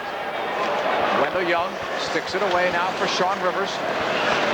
Rivers coming back to the near side. Played a couple of years with Atlanta in the IHL before coming here. Coached by Gino Briaco in Atlanta. Andrusak can't clear it out of the zone. Now gets some help. Here's Lonnie Loach. Crisscrossing with Woolley, a good attacking defenseman. Woolley drops it back for Loach. Blocked by Rivers. Blocked in front off Young.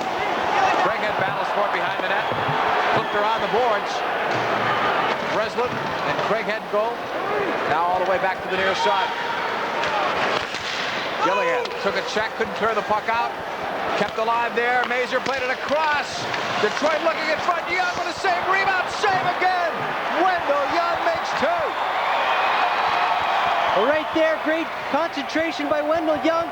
Makes 2 big saves on a turnover in the Wolves' own zone. And he comes up big again. All the way down ice. That has to be a concern of Gino Briaco. He's happy because the goaltending's great, but he's not happy about the giveaways in his own zone. We'll pause here for a local break and then come right back. We're still scoreless. 7:49 left in the second.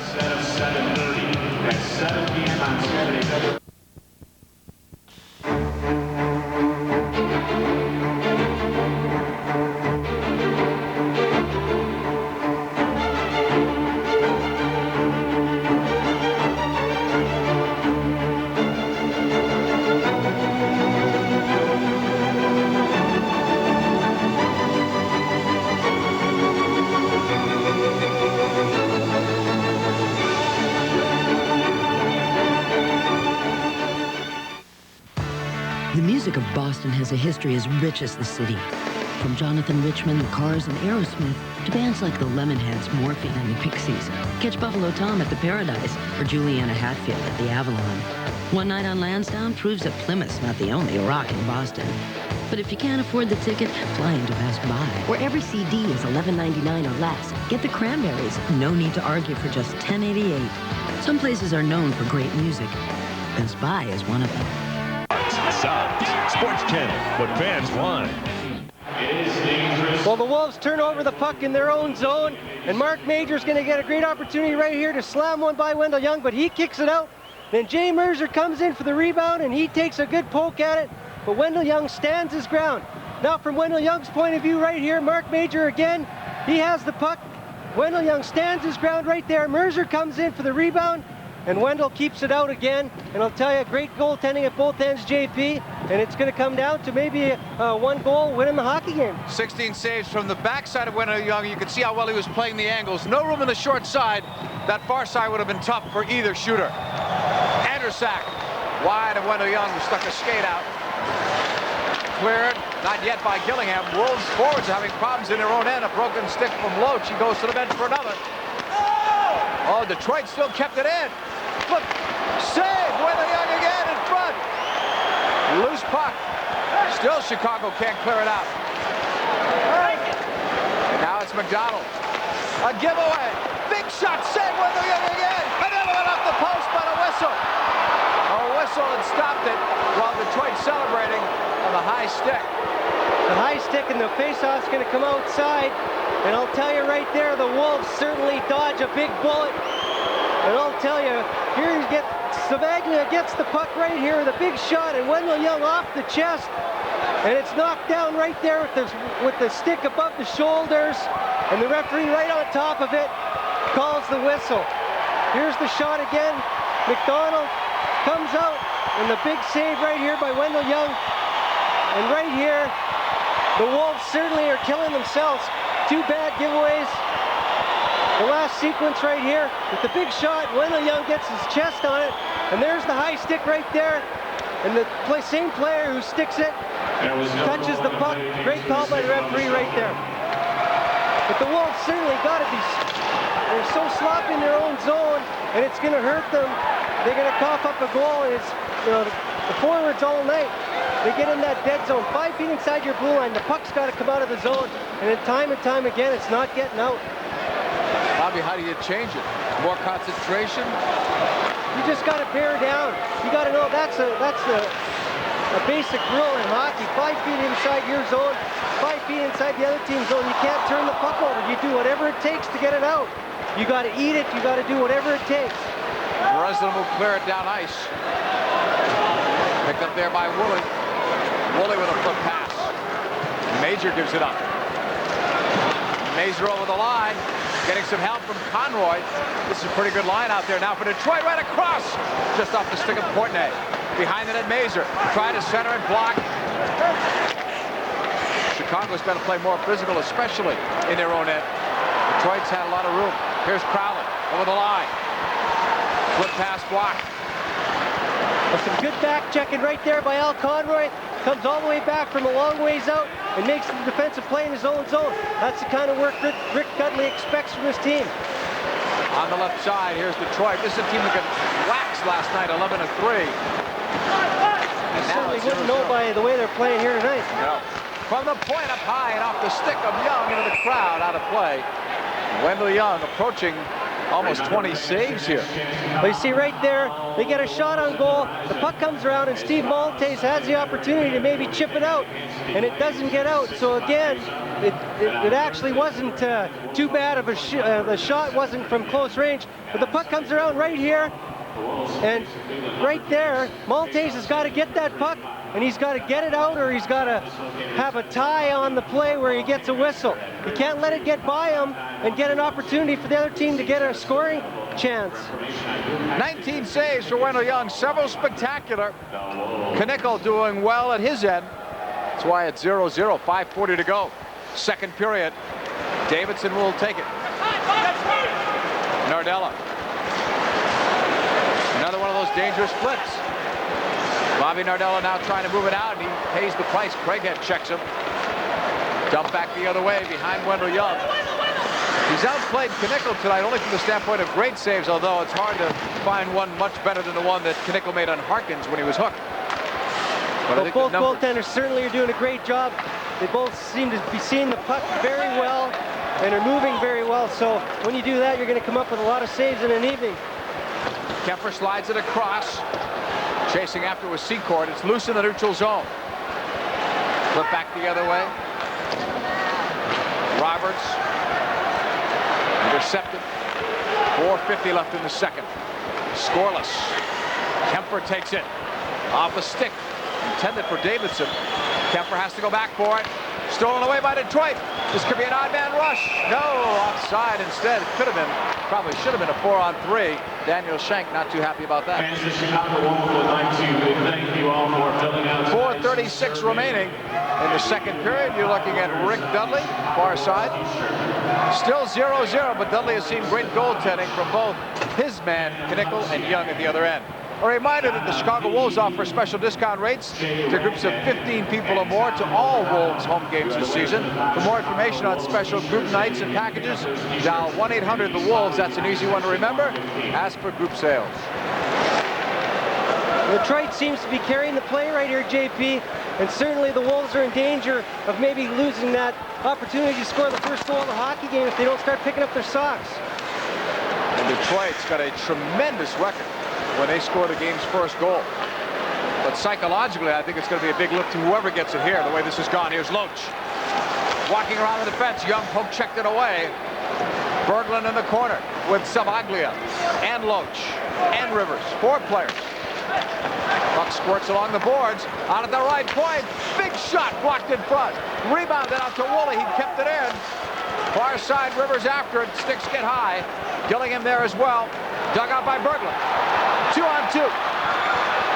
Wingers crisscross. Berglund fakes the shot from the circle.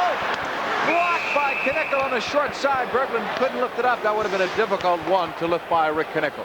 Well, he was certainly cut off by the defenseman, but you got to give him, he tried to create an offensive chance right there. The defenseman was going to stick out his stick when he was going to wind up with a big shot, so he tried to go around him, so it was a good second effort, but Knickel was there and just slammed the door on him, and he had nowhere to go with it.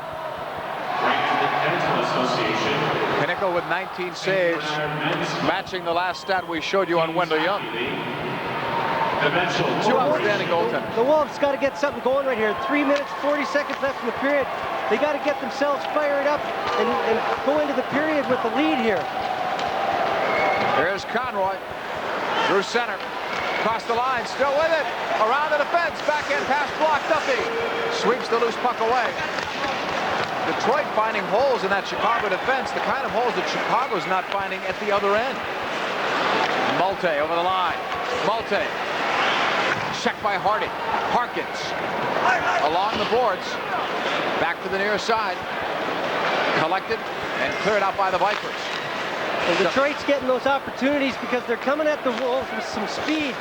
When the Wolves get the puck, they're coming out across the line. They don't have the speed through the neutral zone to create maybe the little bit of an odd man situation or just to be able to carry it in deep into the zone.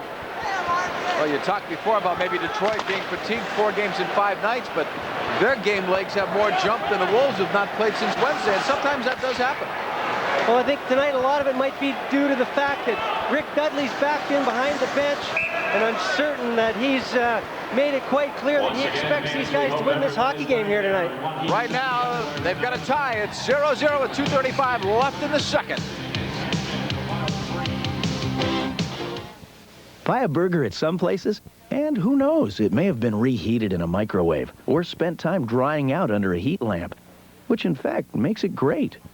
Oh, for skeet shooting, why not get an award-winning 99-cent quarter-pound Champ Burger from Checkers? It's bigger than a Big Mac, thicker than a Whopper, and it's always made to order when you order. The Champ Burger, 99 cents every day, always delicious, never reheated. Checkers, one taste and you're ours.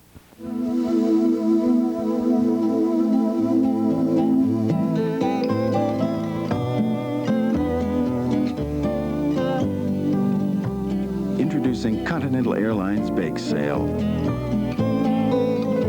With great low fares to sunny destinations throughout the Caribbean, Mexico, and Florida. And with Grand Destinations, you can get a complete vacation package for one low price. So thawing out has never been easier. 2:35 left here in the second. Davidson in for the draw. Secord to his left, Nardella to his right. Another faceoff won by Detroit. They've done a great job tonight in those faceoffs.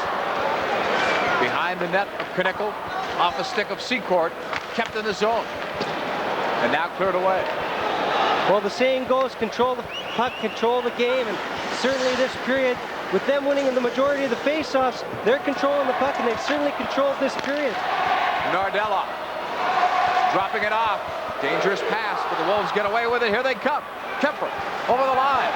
Kemper to the right corner. Broken up by Detroit. They fire it the other way. Craighead just dumps it out. So there's that play right there. The puck comes around the wall, and the winger gets the puck out, makes the team go back, and the Wolves have to go back all the way into their zone to pick up the puck. Simple little play. Just get it out. And a frustrating way for the home side to play, but Detroit's controlling the tempo. Coming back the other way. Strunk over the line. Tees it up. No angle on that one. It comes out crazily on the far side. Slow reaction that time by Chicago on that crazy bounce, and now it's dumped the other way by the Wolves. One of the reasons for the slow reaction, they were in the midst of a change. Players were thinking about getting off, and they couldn't regroup over the line. Left there by the Vipers to Woolley. Big shot blocked by Rivers. Rebound stopped by Wendell Young. Behind the net, Rivers clearing it around the boards. Gillingham in a battle. Dug out by the Vipers. Berglund taking his man down. The loose puck poked away. Less than a minute to go in the period. Behind the net, the Vipers look to center it out. Neither team can afford to give one up here in the closing seconds of the period. Shank right out in front of a deflection. Vipers get it back. Still scoreless. 42 seconds to go in the period. Intercepted by Rivers to Gillingham. Breslin off the boards, and he'll dump it. Wolves now will make a change. Coming back the other way. Woolley giving it up on the near side. Across the line, Andrusak. Gloved by Wendell Young. And he wanted to hold on to it because Mark Major was there. But here's where an important faceoff will take place deep in the Wolves zone. Temper's getting a little bit short. Duffy and Andrusak. A reminder that coming up during our second intermission, we'll be visiting with Wolves president and general manager Grant Mulvey. He'll give us his first half report card of the Wolves' progress so far. Also, Gino Briaco joins us again, and we'll have highlights and stats, so stick around in between periods. Well, right here, Wendell Young's going to have another great save. Woodley with the shot, but the deflection comes, and there's Craighead right there, and Wendell Young makes the sprawling save, and I tell you, that right there is a tough save for a goaltender. He's coming out, moving in one direction. The puck gets deflected the other way to somebody else, and he's got to make a sprawling save. But Wendell Young, being in the groove that he is in tonight, comes up with the save when he had to. Off the draw, Hines keeping it in. Center point with a flip, blocked in front by Crowley. It's still loose. Backhander went wide off the stick of Major. Vipers battle to keep it in. That's Hines at the left point. Loose puck still. Look out. Somebody has to pick up Mazur. Seconds are left, and that puck does clear the zone. That was a close call. Chicago playing with danger that time with dynamite in their own zone. But the second period ends up scoreless. So once again, the first goal is going to be a big one before this is over. 0-0 after 2. A lot to come your way in between periods. Grant Mulvey, Gino Briaco, and who knows what else. So please, come back with us. You're watching Wolves Hockey on Sports Channel.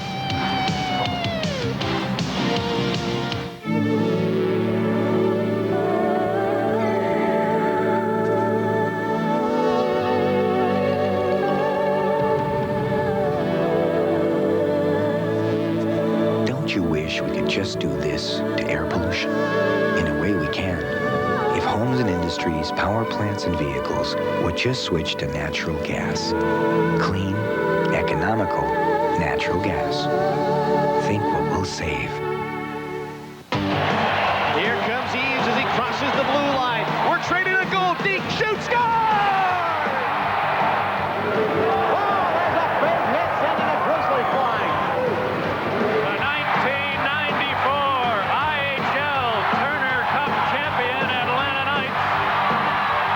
A lot of kids in attendance here tonight. Tons of them.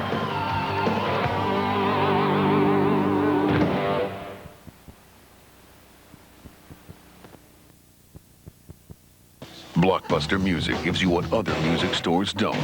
The power to touch it, see it, hear it. Hear all of any CD before you buy it. Makes sense, huh? Blockbuster Music, the power to hear it all. Don't miss the chance to hear Megadeth at a concert in your area on their Euthanasia tour. And pick up Megadeth's Euthanasia, now just $13.99 CD and $7.99 cassette. Blockbuster Music, the power to hear it all. Planning a party? DeCarlos Armanetti Fine Wines and Liquors will deliver whatever you need in order to make any occasion special. DeCarlos can provide you with everything in beverages, mixes, plastic glassware, ice, cooler tubs, and more. DeCarlos experienced managers will help you select the brand and quantities you'll need, and DeCarlos will deliver your supplies at your convenience, and you may return any unopened merchandise. DeCarlos Armanetti's is now featuring Miller Beer, including Ice House, Miller Genuine Draft, and Miller Lite, only at DeCarlos Armanetti Liquors in Willowbrook. South Sports Channel, what fans want. Welcome back, everyone, to the Rosemont Horizon. It's noisy here in between periods. It's a great crowd watching this one, and we've seen a goaltenders duel. It's 0-0 between the Chicago Wolves and the Detroit Vipers. Welcome back, everyone. Along with Bob McGill, I'm John Paul Della Camera. We have Gino Briaco standing by downstairs. Coach, that second period was a bit sluggish, and it seemed like Detroit was controlling the tempo. Yes, they were. In many respects, as we were in our end, it looks like our team, we were turning away from our defense too soon. We weren't in position to get passes, so we ended up hacking it up the boards and plays like that, and they were keeping the puck in deep on us. It kind of kept us off balance most of that period. However, you know, we come out of there, it's 2 periods gone, and hopefully our third period will pick it up. You know, the point is, if we open it up, you know, they could burn us a little bit. They got some pretty good scores, but it's time now for, you know, some of our boys to pick it up. I think as the leagues go on, we should be able to come on in the third. Well, Gene, you've certainly had trouble where you've been outscored quite a bit in the second period. This period you escaped without having allowed a goal against.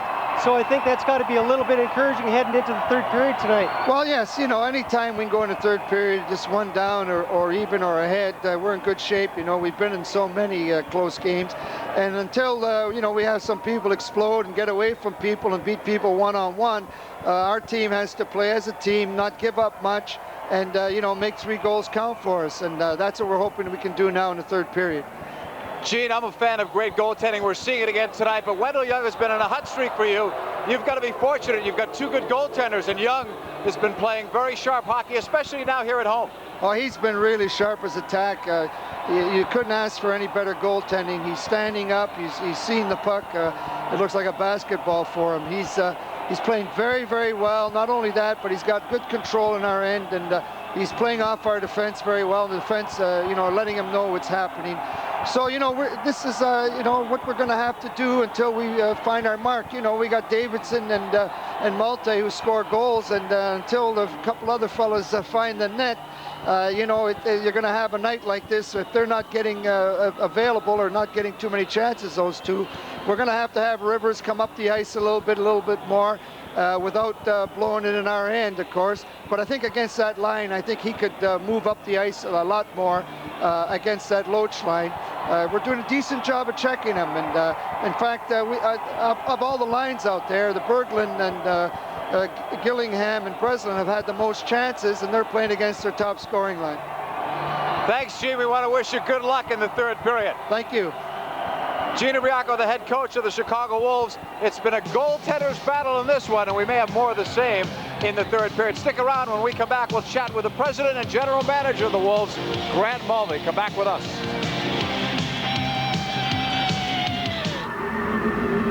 A luxury car is supposed to be powerful, comfortable, stylish, smooth, and expensive. 4 out of 5 ain't bad. The Nissan Altima.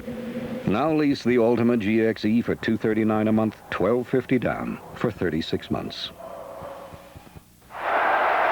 It's tough being a fan when your team isn't the home team, especially when I try to find coverage of my favorite team in the local paper. I'm lucky if I can find last week's score. But if you're like me, you'll be happy to know there's one publication that'll make you feel right at home. The Sporting News.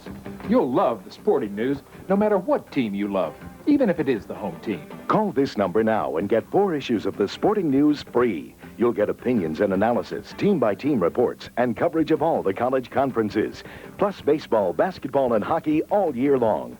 Call now and you'll get 4 free issues of the Sporting News. If you like them, you'll get 24 more issues at this great TV price. If not, just mark the bill, cancel, and owe nothing. The 4 issues are yours to keep. So call now for the Sporting News, the publication that treats every team like the home team. Call now and you'll get 4 great issues of the Sporting News free. Call 1-800-824-5885. Bulls, Hawks, Sounds. Sports Channel, what fans want. Welcome back, everyone. After 2 periods of play, it's a goaltending duel between Rick Knickel and Wendell Young. It is scoreless after 2 periods of play. And you may recognize our next guest. He's turned in his skates and his stick for a briefcase and a cellular phone. He's Grant Mulvey, president and general manager of the Chicago Wolves. How do you like it now as a GM? It's got to be different for you. It's a lot easier going out there on the ice and whacking a few people instead of sitting up here and watching and hoping there's nothing that I can do up here during the game and other than watch and be a fan and try to analyze as much as I can. And so far in tonight's effort, these are the ones that you take a lot of roll aids. Grant, I mean, you knew that Chicago was going to be a success, but did you know that it would be this successful this quick with the numbers of people that we've seen so far at the games? Well, when we did our planning to even come in the league, it moved very fast, but we had done planning a year in advance, and I felt very strongly that we had a great city. I knew the city well. I knew the youth hockey organizations, and I knew the fans in the Chicago Stadium would love this building. And I think that's what they've come. They've enjoyed it. We drew good dates Saturday night and Wednesday nights, and so and we've got a nice, exciting hockey team. Good goaltending. Chicago fans have always loved great goaltending. Wendell Young and Ray LeBlanc have played very well. They've always liked the fighting and the physical end of it. We've done very well in that department, and the tight checking games.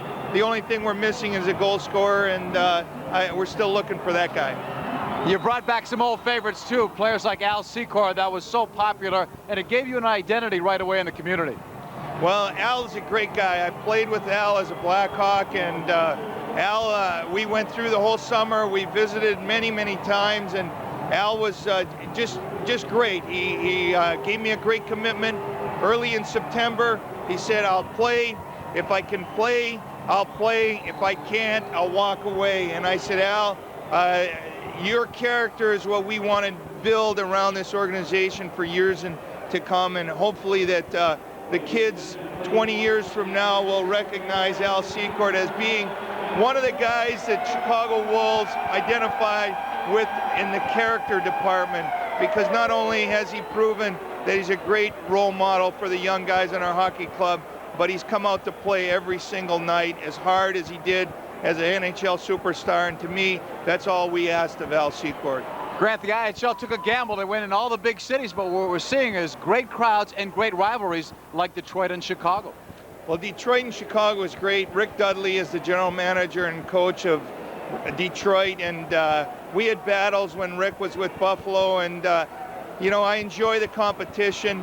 Detroit's a great market. Chicago's a great market for hockey. We have great games against them, and we've been in every game that they've played against us, and it's become a real good rivalry, as has Milwaukee and other cities. We've, you know, we play tomorrow against Kansas City, and we had a great game against Kansas City in Kansas City. We've got a couple of players that played on Kansas City, so there's creating some great rivalries.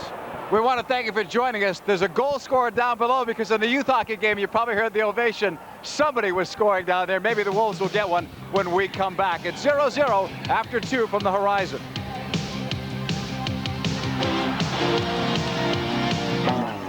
Chicago. While it's been called the second city, Chicagoans know it's second to none. It's a place where quality is more important than quantity, and bigger isn't always better. At Canfield, we've known this since 1924. So when you're thirsty for a refreshment, head for the taste that captures the flavor of our great city. Canfield's the flavor of Chicago. Walensky and Levy Shoes at 5744 Dempster in Morton Grove has always been known for selling brand name men's shoes at discount prices. In sizes 6.5 to 15, A through triple E, Walensky and Levy Shoes features men's business and casual shoes at 40 to 60% off retail prices. Walensky and Levy Shoes is located at 5744 Dempster Street in Morton Grove, just west of the Edens. Call 708-581-0065, 581-0065.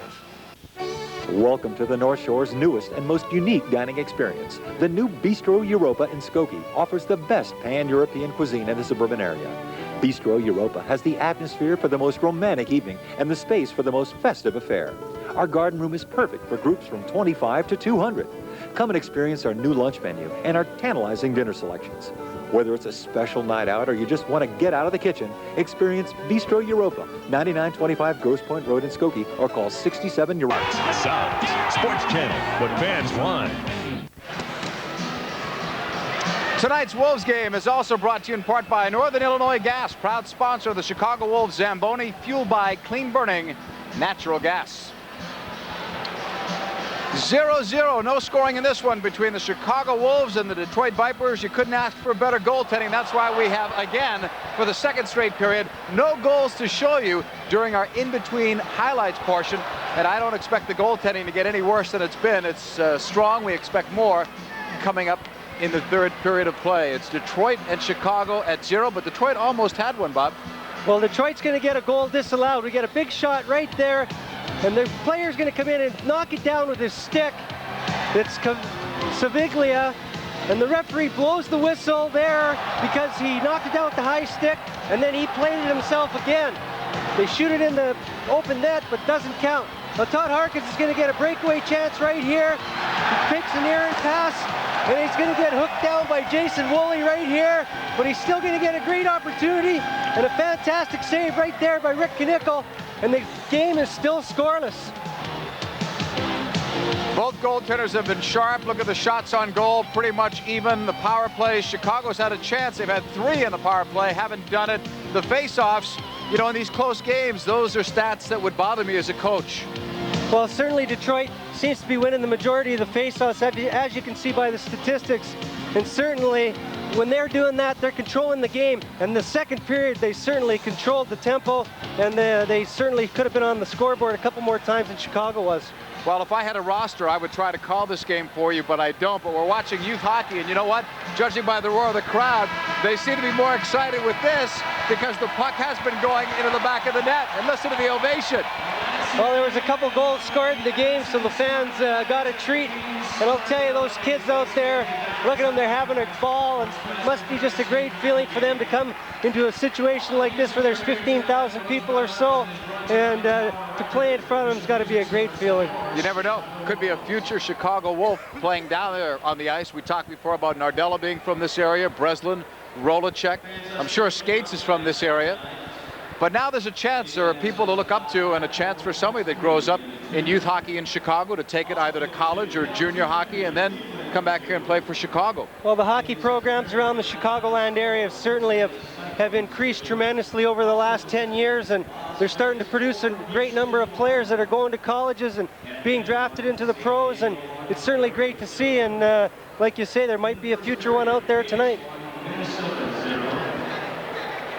Next Wolves telecast comes up Friday against Milwaukee. It'll be a late start on Sports Channel at 10:30. But before that, the Wolves have plenty of games. In fact, they have one tomorrow. And I'll tell you, if they lose this one psychologically, playing against Kansas City tomorrow could be tough. But they cannot think about Kansas City, obviously, tomorrow.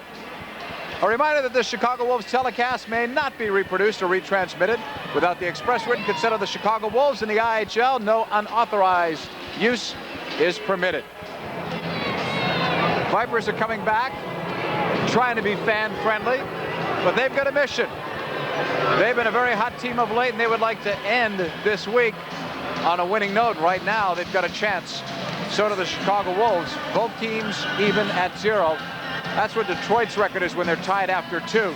I'll tell you what, when they've had the lead after 2, they're 21-0-3. They've never lost in regulation in a game when they've led. So that's good news for Chicago that they're not down by a goal. Well, that's fabulous news for the Wolves, because when you've got a record like that, I mean, you just have so much confidence knowing that if you got a lead going into the third period, it's an automatic that you're going to win the hockey game. So with it being tied, the Wolves, certainly I like their chances of winning this game.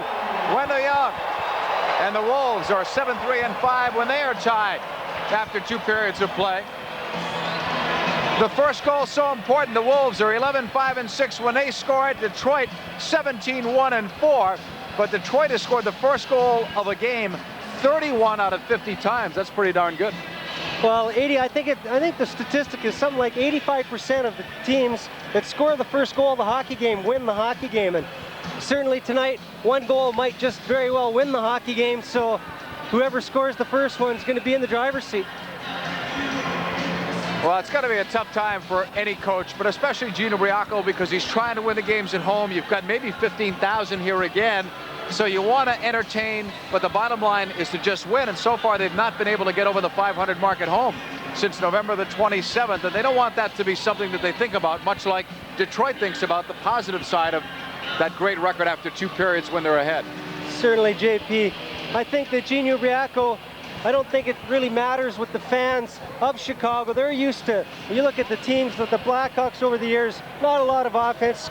They won by hard work, and same with the Bears teams and teams like that. They just want to see the team win, and if you work, they want to see you work hard. They're a lunch pail gang or blue collar type crowd. They want to see people work hard, and when you work hard, you're going to win games, and that's all they want. And if they do that, the Wolves are going to be successful. Well, if Detroit's going to show any signs of fatigue from 4 games in 5 nights, you'd think it would be in the third period, but sometimes great goaltending can make everybody feel less tired than they actually are. You figure if the goaltender's coming up like that, you get the spark too, so it can be contagious, and we've seen that a bit tonight. Well, certainly after last night's hockey game, I'm sure that Rick Dudley fed his players a little bit of a treat today, and certainly surprised them by coming back onto the bench tonight. So you can bet there's a lot of guys on his team that are working especially hard tonight to try and impress the general manager and the head coach. Off the draw from the center line, Detroit fires it in behind Wendell Young. Kept in at the left point. I spoke too soon. It goes out now. Looked like it was going to be kept in by Sabaglia. Well, Sabaglia right there looks like he might have hurt his ribs, but he's just adjusting his elbow pad. But he's a pretty slick playmaker, and he's been a great addition to that hockey team. Talk about a close-up seat, and that youngster has caught the puck apparently as well, right behind the bench.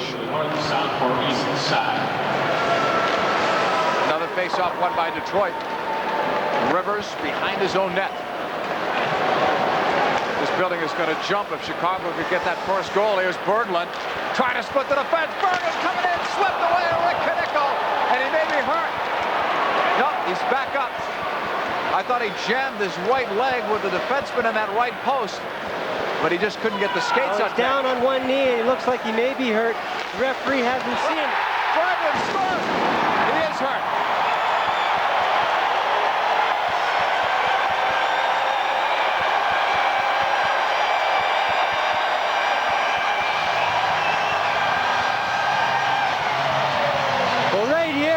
They're going to come in across the line, and Berglund's going to catch a one-time pass, and he just fires it right by Knickel. But as we stated just before that, Knickel looked like he was hurt, and Mick Kemper just comes in and lays a nice little drop pass, and Berglund with the one-time slap shot, and he beats Knickel to the far side, just inside the goal post. His 10th goal of the year, and guess what? 5 have been against Detroit. That's from about 55 feet out. Well, here Tim Berglund tries to split the defense, and here's where Knickel's going to get hurt. His defenseman goes into him right there, and he actually jams his leg underneath him. And just before the Wolves came back, JP, across the line with the shot, he was down on one knee, but the referee didn't see it, so he had to get back up because they were coming into the zone, and that's when Berglund let the big shot go, and he beats him for the goal. There's the MVP of this team. And here he's going to split the defense again, and Woolley's going to fall down, and he's going to go right into the goaltender, Knickel, and you see his legs, both his legs are going to get buckled right there, and not a good feeling. I'm sure he just I don't think he's hurt seriously because the trainer didn't come out or anything, so he's right up there and going. No, that shot on the bench was, I was trying to say, was the MVP of Detroit. That's their trainer, Bill Murray. He's got 7 guys on the injured list. That guy's working overtime, and he was working on Woolley on the bench. On the left side, here's Detroit. Chicago's gotten the game's first goal. Surprised everybody, myself included. Berglund never shoots from that far out either. I think he knew that Knickle was not only hurting a bit, but he saw that room on the short side. Knickle never really got back up into the play, and it was a smart play by Timmy Berglund, because again, that's not his shot. Very heads-up play right there. Sees the opportunity for a great shot, and he used it. There's another one, but the short side was saved there by Wendell Young off Mazer. Back the other way, Wolves bring it over the line. Wiseman trying to center it in front. It's blocked. Harkins coming through. Tip just wide of goal. Players in a battle for it on the far side, and now Detroit will clear it as Harkins follows through on the check. Icing is the indication, and Duffy makes the touch. Well, that certainly seems to be the spark that they needed right here. They get the goal, they come right back, have another good shift, JP, and that kind of thing is very contagious. It's like, let's go here again, guys, and they're going to pick it up right here. Harkins with a great second effort, throws it out front to Maltese, and it goes right across and just by Wiseman. Great opportunity. From another angle, great second effort by Harkins. Maltese tries to sweep it around in front. And at the other end, right here, Wendell Young is going to follow the puck. Mercer with a great opportunity, but Wendell makes it look easy right there. He's standing up very well and just moving back and forth. Seems to be in so much control, and great feeling, I'm sure, by the Wolves on their bench. Knickle's all right on that one. Got the stick out in time to make the big stick save. Back comes Detroit over the line. 2-on-2. Backhander goes wide of Young as Cragen was trying to crash towards goal. Crowley takes a hard hit to the near boards. That's Duffy without the helmet. Davidson around the boards. Wolves can't clear it out again. Sticked away, Wendell Young, and it's 2-on-2 the other way. Chicago coming back on the left. Secord fires wide of Knickle. Looked like he went down a bit late on it. I think he might be favoring that right leg a little bit. A lot of times the goaltender, he thinks he can play through it. So certainly right here, I think if the Wolves can get some more pressure and get some more opportunities to fire the puck on him, maybe he might have to come out of there, or maybe they'll get another one by him. Vipers will bring it back out of the zone on the flip-up ice. Chicago still must be a lot surer in their own end. Rivers. Too slow, but it comes out anyway. Berglund chasing it down. Tim Berglund, great skating effort. Leaves it off behind the net for Breslin. Tim Breslin with it. Back now for Gillingham. Chased by Conroy, tries to center it out in front. It's blocked. Loose puck, and Detroit will just clear it out of the zone. 16:50 to go. Third period. Rivers touches, icing call, brings it back the other way. Well, that's certainly the kind of shift that the Wolves need right there. They get the puck deep in the zone, and they do what's called a cycle. One player carries it up the boards, dumps it back to the corner. The next player picks it up, does the same thing. It makes the Vipers have to sustain a lot of effort to keep themselves moving, trapped in their own zone. If the Wolves can continue to do that, they're going to wear them out with the amount of games that they've played, and they're going to jump on a couple of loose pucks and create another goal for themselves.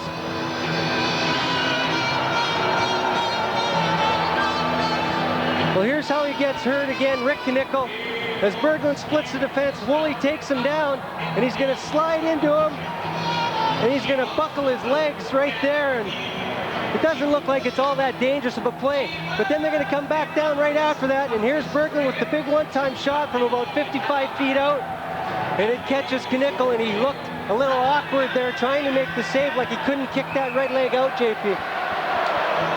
Berglund gets it. An unlikely hero, because if you're looking for a goal, Berglund is not a big goal scorer, but he does so many other things on the ice. If the year were over today, he might be their unsung hero. He's a very unsung player on this hockey club, and you talk to anybody from Coach Gene Ubriaco to Grant Mulvey, they think that he's the kind of player that's certainly going to make them a contender when it comes to the playoffs, because he's the kind of player that does everything so well for their team. Here's Detroit 3-on-3 over the line. Left there, intended for Shank. Poke checked away by Chicago. In the neutral zone. Tapped back the other way into the Viper end. Andrusak. Passing it up on the left side. Detroit over the line. 60-footer sticked away by Young. That one seemed to handcuff him. Good shot.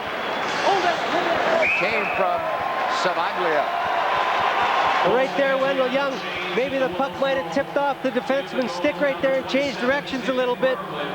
Right here, you're going to see it from another angle. And I think it does. I think it hits McDonald's stick. Maybe fooled Wendell a little bit, but there you see he's in the zone, as we say. And the puck skips and changes direction. Wendell just kicks it aside at the last second. Wendell Young has won championship rings every place he's been. Would love to do one here in the eye as well. Well, anytime you get a goaltender with the credentials like that, I'm sure that the coaching staff and everybody has a great confidence in him when it comes to playing in the clutch situations. I tried on his Stanley Cup ring the other night on the plane ride to Phoenix and really didn't want to give it back to him, but I knew I had to. What a rock. Yeah, JP, you got to earn one of those, Yeah, I'll tell you. There's a lot of blood, sweat, and tears that goes involved in that, but certainly as a broadcaster, you'd be entitled to one. Here's Detroit coming back the other way. And it is covered up at the side of the net. Wendell Young is there. Conroy right behind him. Conroy's the kind of guy you're going to watch in these situations. A very pesky player. He'll try to bother the goaltender. 1-0 Chicago leading here. We remind our Wolves hockey fans to tune in every Monday to Wolves Call from 6 to 7 p.m. on WCBR 92.7 on the FM dial. The flagship station for the Chicago Wolves. Join Judd Surratt, Sean Hegan, and Adam Fox every Monday for Wolves Call on WCBR FM. Off the draw, picked up by Crowley. Ted Crowley gives it up on the right side. Now it's Wiseman at center. Flips it in wide of Knickel. Wiseman again. This is where Chicago wants most of the rest of this game to be played, in Detroit's zone. Dangerous flip back, but Crowley will settle it. High in the air it goes behind the net. Wiseman, nice spinning move to get around his man. Centering pass, cut off there by Duffy. Heads up play by Duffy to keep the pressure on. Molte giving it up. Getting it back. He is spun down, looking for the call that doesn't come. Back the other way, Detroit. Oh, that was offside. Coming back in front, it goes wide. Major was offside by a good, I thought, step and a half. Swept away now by Chicago, by Wiseman. Smart move, hand pass okay in your own zone. Back in the neutral zone. Detroit, Strum. That one was offside. But I really thought the one before it was too. Well, what happened right there is the other opposing player skated right in front of the linesman at the blue line, so it was a little bit of a close play, so the linesman might not have saw the player on the far side, who I believe was offside also, JP. Rick Dudley looking on. His team down by a 1-0 score. They traveled here by charter on Roundball 1, the Pistons private jet. It seats 24. Not big in terms of number of seats. High shot glove by Wendell Young. Well, the sports teams in Detroit certainly know how to travel in style. The Red Wings with their own plane, and this club here, who's owned by the same man who owns the Detroit Pistons, so they've got their own plane also, so it sure makes traveling a lot more easy. The only tough part, again, only 24 seats, and with the number of players that Detroit carries, and they'll take an extra player, trainer, you add it up. The broadcasters sometimes don't get to travel with them on it. In the neutral zone, it's flipped back in, way into the zone still, was Courtney, now he came out. Here's Detroit with it, 14-13 to go in the third, 1-0 Chicago. Over the line, Savaglia, lead pass, tipped wide. Nice effort by Courtney coming back. That's the kind of defensive play you need from the forwards, especially in a game like this. This is like playoff hockey now. You need the tight checking, smart play, avoid the giveaways and the mistakes, and you can come away and win the one-goal games. Well, right here, they're in the situation. They've got the lead now. Detroit's the team that has to take some chances to try and even the score. They got to play smart hockey, make the simple plays, but you can't get away from your game plan. You still want to play hard and force the other team, but don't make silly high percentage passes and high percentage plays. Always do something that's smart. See, Ed Courtney comes back, takes his man all the way to the net, good defensive effort, and that's the kind of hockey they are expecting out of Ed Courtney. He's a veteran on this club, and he's got to show that kind of leadership. And guys like him, when they make plays like that, are going to get a lot more ice time from Gene Ubriaco. 15,827 on a Saturday night just outside of Chicago. Another great crowd. Down the right side, Andrusak. Right circle, he gets in. Save Wendell Young, hugging the post to the near side. Wendell Young has just done everything asked of him and more tonight by Chicago. But that's the kind of thing the Wolves must avoid. Shank one-hands it in front. Andrusak in front. Save Young on the rebound. He stuffed it as well. Detroit with another chance. Chicago can't move it out of the zone. Saved again in front. Where is it? It's underneath Wendell Young. He deserves this ovation. He deserves a standing ovation, and there are some people standing here in Chicago. Well, I'll tell you right there, Wendell Young makes 4 fabulous saves to keep the Wolves with a 1-goal lead. They got the pass a little out front. There's Lonnie Loach on the doorstep all by himself. There's 1, 2 saves. Then they've got 2 men alone in front of them, but they can't corral the loose puck. And that great second effort, they get the puck back in front of the net. And I'll tell you, sloppy play in the defensive zone by the Wolves. And there we got a 3-on-1 in front of their own net. And Wendell Young makes 2 more saves right there. And he sure is earning his pay tonight right here. Just some sloppy play. We've got men running out of position all over the place. We've got 3 Vipers and 1 Wolf defenseman all alone in front of Wendell Young. And he comes up with 2 outstanding saves, JP, and he certainly has earned player of the game in my mind so far. Without a doubt. This may look like a Detroit power play, but it's not, as Young made the save again. And now it clears the zone finally. Detroit brings it right back in. Young sticking to it. Flips it. Off the glass. Taken over. Chicago moves it out to Molte. Wolves dump it in. Chicago leads 1-0 on Berglund's 10th of the year. Courtney's got it. Looking. Wraparound. Stuffed in front. Rebound. Poked over the net. Harkins battling behind the cage. Dug out by Detroit with 12:18 to go in the third. Well, that's a good comeback shift right there. They turn around after the sloppy play the last shift. They come back here and they come back with a strong shift. Certainly what they want out of their team. Strong effort from Courtney, who's had a hard time lately with the inner ear problem and then going 9 games without a goal, but he's given a great effort here tonight. Chicago leads 1-0.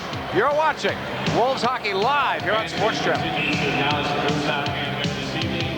Checkers, the hamburger place that brought you the big quarter-pound award-winning all-beef Champ Burger, now brings you the most exciting new sandwich in town. Introducing Checkers' new Hickory Smoked Chicken Club. A grilled chicken breast, sizzling strips of bacon, topped with our one-of-a-kind hickory smoke recipe that'll bring you back for more. But hurry, it's only here for a limited time. Checkers' new Hickory Smoked Chicken Club.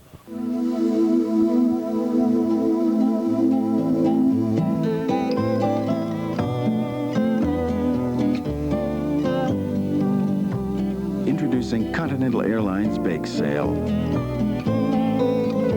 With great low fares to sunny destinations throughout the Caribbean, Mexico, and Florida. And with Grand Destinations, you can get a complete vacation package for one low price.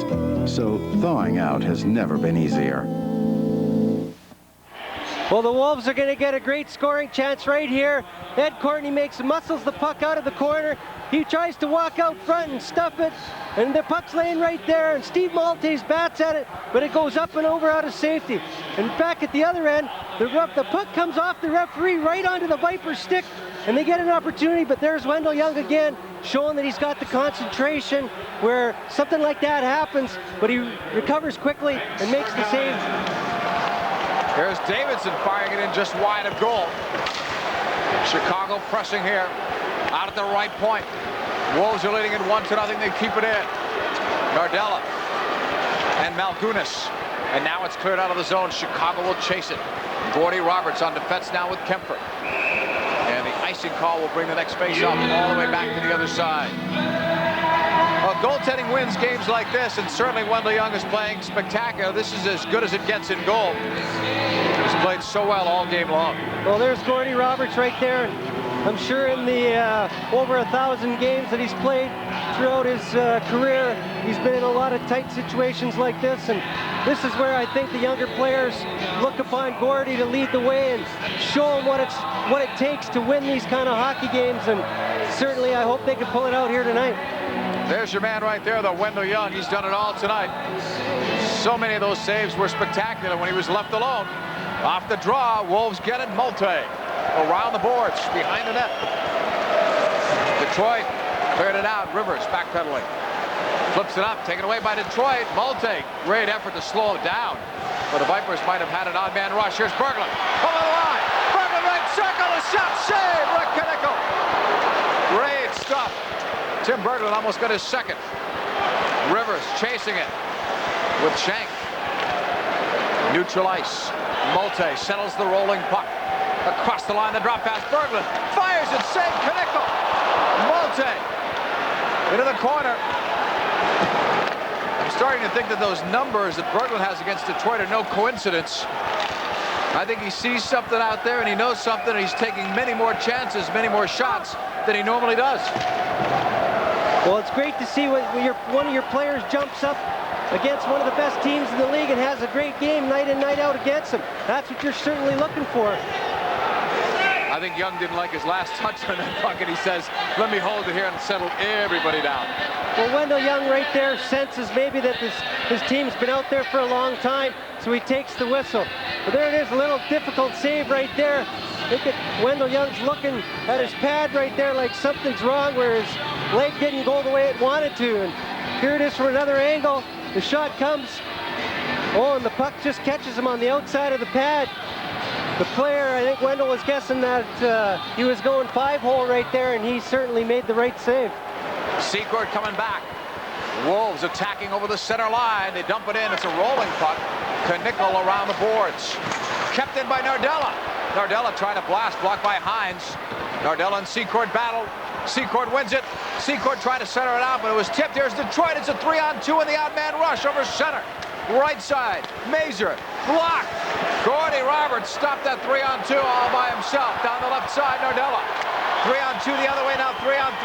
Secord flips in front. It's broken up by the defense. That's Hines. Behind the net. Secord still in a battle. The referee's watching what's going on behind the play. The puck is going all the way up ice. I've got an eye on both. Here's Hines picked off. Wolves take it with Davidson. Now to Nardella. I want to talk about who is that other guy. Well, I'll tell you right now, Al Secord showed a lot of restraint right there in a number of situations. If the score is different, he's gonna straighten the guy out right there. But you got to give Al a lot of credit. They're nursing a 1-goal lead right here, and that's a great heads-up play by him.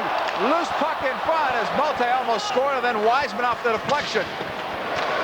Maybe we'll get a chance to look at part of that later. I'm not sure whether we caught it all, but that was the longest dance of Secord's career, and you're right, he showed a lot of restraint. Knickel will catch this. The puck went all the way down the other end. Those two guys were in the other zone for a good 20 seconds, just holding on to one another. Both guys showed a lot of restraint.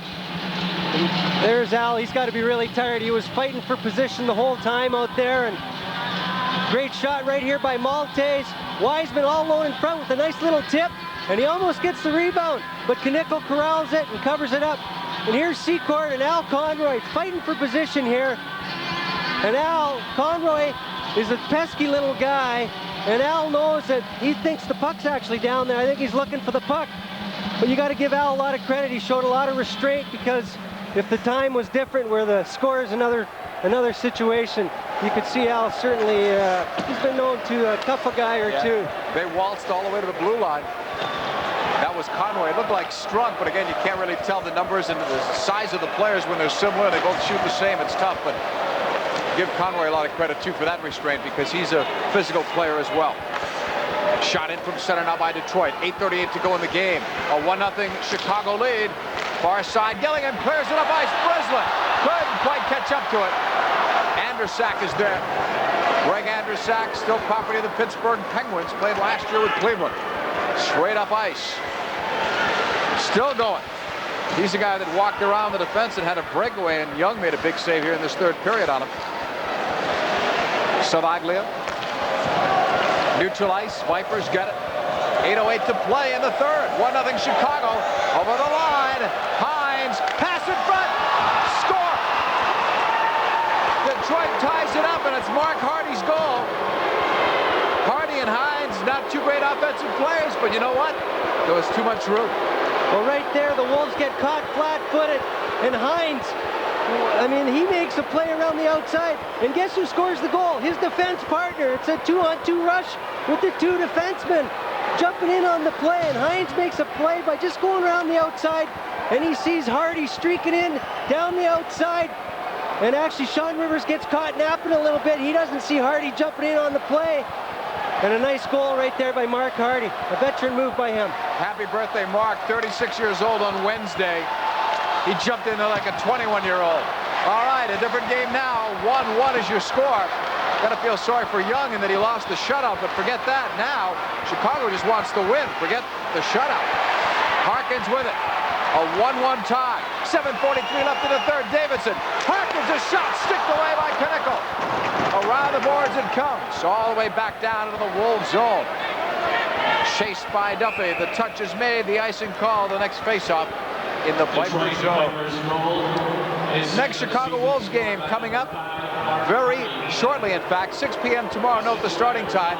And if you're one of the first 5,000 fans that come out to that game, you'll get an audio cassette of Wayne Messmer singing the national anthem. And I think anybody in Chicago, as well as nationally, knows that no one sings it better than Wayne. Be one of the first 5,000 tomorrow, and you'll get it. Kansas City and Chicago tomorrow. Well, right here, the Wolves come back after getting the goal scored on them, and Harkins with the big shot from the right side, and Knickel kicks it aside, and they get the whistle. JP, I think that's a good opportunity right here for Harkins with the big shot. He's got a big, heavy shot, but Knickel makes the save, and it's always nice to see them bounce back after getting scored against, but they come right back the next shift and get an opportunity to jump into the lead again, and it's always a good sign. Davidson will take the next draw. The Wolves have not had a shutout in 50 games. They came very close, about 8 minutes and change away. Davidson for the draw. Secord is to his left. Harkins to his right. Harkins' back problems either have loosened up or they're not really bothering him, or he's gutting it out tonight because he was questionable even before the game tonight as to whether or not he would play, and lower back can be a real problem. Well, when you're playing and you get into the game situation, JP, and certainly as you're going along in the game, your body loosens up when it gets warm, and maybe in between periods when he first comes out, he may be a little stiff, but in the heat of the battle, a lot of times those things, you forget about them, and certainly when you're in the middle of the game, when you got a chance to bear down on a play, I don't think you worry about having a sore back. The adrenaline helps you, and he may also be getting treatment in between periods. Here's Secord. Neutral zone. Harkins dumping it in. Fired around the board. Chicago, I thought they kept it in. Kemper took his eye off, had the stick up, and it went all the way. That's where he was thinking about what he wanted to do first before he had it. Kemper off the boards. Off Secord, sticking out of the zone. Detroit fires it back in. 6:48 to go in regulation. Even at 1. Flipped out of the zone by Chicago. And right back in.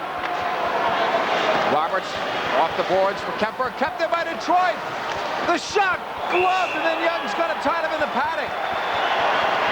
Well, right there again, the play doesn't get out. They get within 5 feet of the blue line, and they don't clear the zone with the puck. Great opportunity right there for Detroit. Mick Kemper just tries to chip it out across the line, and Detroit picks it up on the loose puck. And a great opportunity right there. Almost handcuffs Wendell Young, but he makes the save. Nice little play by Mercer. And Wendell Young covers it up between his glove and his body. But time and time again tonight, the Wolves have had the opportunity within 5 feet of the blue line of getting the puck out of their zone. And I'll tell you, it's almost cost them dearly a number of times. Young has saved it. Over the line, Malte giving it up. Berglund holding, passing, and going down. Falling apparently because there's no penalty call. There's Breslin back the other way. Here's a 3-on-1. Right back, Savaglia, save Young, and this one was stopped on the short side. Well, a 3-on-1 after Chicago thought they were going to score at the other end. Oh, a dangerous one in front, flip wide. Couldn't tell from that angle whether the president had fallen or whether there was contact with the other player. Too hard to tell. It looked like he was losing his balance at the time, icing. Well, I think it was that phantom dart gun there, JP. Is that what it was? I don't think anybody touched him right there. He just lost his balance, and the costly error coming the other way. They cough up a 3-on-1. They're going to come down on a 3-on-1. Sabaglia plays catch. He gets it back. Nice save by Wendell Young. And you see how quickly he gets up and recovers. And he's there to make sure that the rebound's not going to get in the open net. Nice save. He jumps right back up into position, covers the short side up, and it's away to safety. Back to live action. Right side, Mark Hardy, whose goal tied it. A shot to score again. I believe it was tipped by Mark Major, but we'll wait. Young is arguing. I think that Major was in the crease. I think Wendell Young certainly is arguing right there, but I don't think the referee, he believes, I'm sure that he was pushed into the crease by a defending player, and Wendell Young's got to be upset right here. Mark Hardy gets the puck at the point. He just makes a nice little shot. And there you see him. He's actually not in the crease. He's standing right on the top of the crease. Maybe right in front of Wendell Young, but there's the case certainly where you get some bodies in front of the goaltender, and Mark Hardy doesn't blast the puck. He just makes a nice little snapshot from the blue line, just like it had eyes, and it made its way in the net. Well, if you're knocked into the crease, they'll never call it. If the referee thought that anyway, but it was very close. I saw it right before it. I thought he was inside of it, but tough call anyway. It was very close. Well, the Wolf player was right on Major, so certainly the referee probably thought that he was being pushed into the goaltender, so he's not going to make the call. Wendell Young's still giving it to the referee. Yeah, and he's pointing that that's where he was. I thought he was just like on the line, but I'm sure we'll get another chance to see that one before this one's over. Crowley clearing it out. Wendell's got to get his composure back, though, because he can't be worried now about the referee. That call's been made. It's not going to be changed. Chicago now needs one to tie. Davidson hooked from behind. There he is. The shot score! It's tied! Davidson!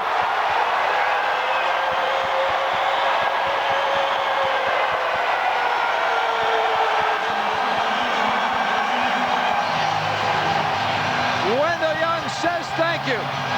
Well, Lee Davidson right here shows his speed as he goes down the line. It creates a 2-on-1 opportunity. He winds up from just about on the face-off dot, and I think it might have went off the defenseman's skate and changed directions a little bit as it beats Rick Knickel for the tying goal. Again, Davidson from the top of the circle, and right there the goaltender has a hard time because he doesn't see the puck until it goes over top of his defenseman's legs. And Lee Davidson, with his 22nd goal, right there, a happy man. He comes through in the clutch again when he's needed. 7 goals now in the last 6 games for Lee Davidson, and he has scored a goal in 5 of 6, 22 on the air, his best year last year with 25. He may blow that mark away. It's tied at 2. 4:38 remaining in regulation time. Well, that's a big character builder, JP. Anytime they start out with the lead, then they give it up, but they come back right away the next shift and tie the game back up, and it's going to really boost the confidence heading into the last couple minutes. No matter what, you got to feel good for Wendell Young. There was some controversy on that. At least he thought so. And he's played well enough, certainly, to win. Definitely well enough to win. 4:08 remaining. Will we see that dreaded shootout again? I've only seen it 17 times this year. Chicago and Kalamazoo lead the league. Here's Detroit trying to come through. The gates are open, and Young again. Wendell Young, but the gates were open. That's got to be a big concern for Chicago.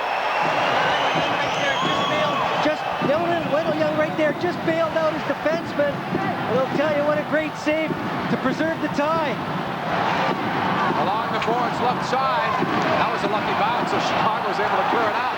They'll take it. Harkins on the off way. Around his net. Couldn't get a shot away. Great effort, though, from Harkins. Harkins battling in the corner. Now it's taken away by Detroit. Those are slipping out of the zone. Back backpedaling. Kemper to Roberts. Gordy Roberts from the center line dumps it in behind Pinnacle. 3:10 left in the third. Tied at 2. Take it away. Wiseman to the point. Roberts fires. Tip save by Pinnacle. Rebound. Courtney scores. He scores. Chicago leads.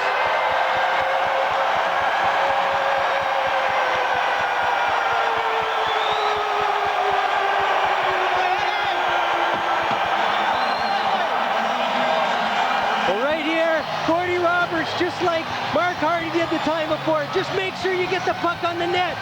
A great save by Knickel, but the rebound's laying there. And there's Ed Courtney on the doorstep, and he makes no mistake. Again, Gordy Roberts gets it at the point. He just makes sure it gets through onto the net, because that makes things happen. And Courtney, the man of the moment's right on the doorstep. And I'll tell you, he's played a great game tonight, Ed Courtney, and this is sure going to boost his confidence. Well, that's icing on the cake. That reaction is not just because it's a go-ahead goal, but the inner ear problem he struggled with, 9 games without a goal, and he is a goal scorer. If he's having his kind of a year, Chicago might have some more wins, because he has in the past put the puck in the net. Along the boards, that's a big one, not just for Ed Courtney, but for this Wolves team. They were down 2-1. And now they have rallied to take a 3-2 lead with 2:37 to go. Back towards Wendell Young's end. Again, think back to the save Young made in the backhander before that goal was scored. Many times the big goals come after the big saves. Here's Roberts from center. And all the way it goes deep into the Viper zone. Woolley. Good forechecking pressure by Berglund, and now Breslin, 2 men in that time for Chicago. Savaglia over the line. Craighead going in deep. Centering pass is blocked. Berglund settles down the rolling puck, and here's Tim Berglund. Berglund over the center line, still with it. Holding, firing wide of Knickel. He's looking to shoot every time. He's got something. We're going to have to talk to him later. Here's Andrusak. Wendell Young says, yes, I'll cover it. And oh, look at this. Well, that was a big chop after the whistle right there by Woolley right there. You've got to restrain yourself a little bit sometimes. But right there in that situation, there's no need for it. The goaltender's got the easy whistle. And he just chops at Wendell Young right there. This is dangerous, though, because I knew the Wolves were not happy about it. But you know what? I saw 4 guys jumping in. Well, that's incredible. That's the kind of thing. Wendell Young's been the backbone weather, and that's why they're winning the hockey game. So you can't let anybody take advantage of your goaltender. And certainly, this is what's called team toughness right there. You win together, you do everything together, and it brings the team together, and it's only going to do good for the team. This is wild. We'll sort it out when we come back. What a game, and there's still 1:43 to go. Let's not get ready to rumble. 3-2 Chicago.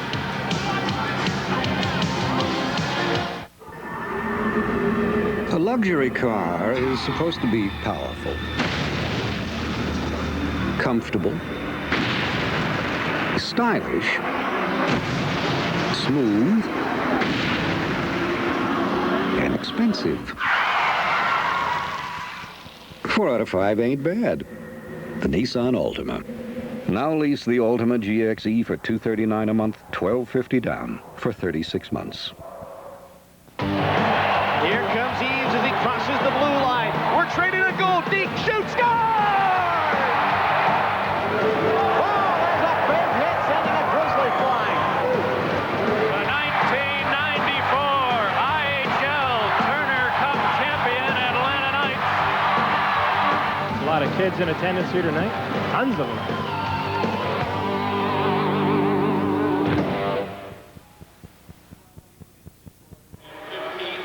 Well, this is what happens when a player of the opposition does something to your goaltender. You see, easily covers the puck. And a big chop right there by Jason Woolley. And I'll tell you, the Wolves right here show that they're a team, and they're not going to let somebody take advantage of their goaltender. From another angle, here he comes. Wendell's got it all the way.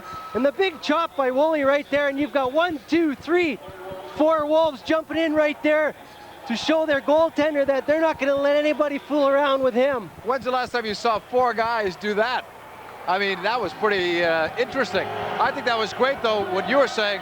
The team character and the spirit, win as a team, lose as a team.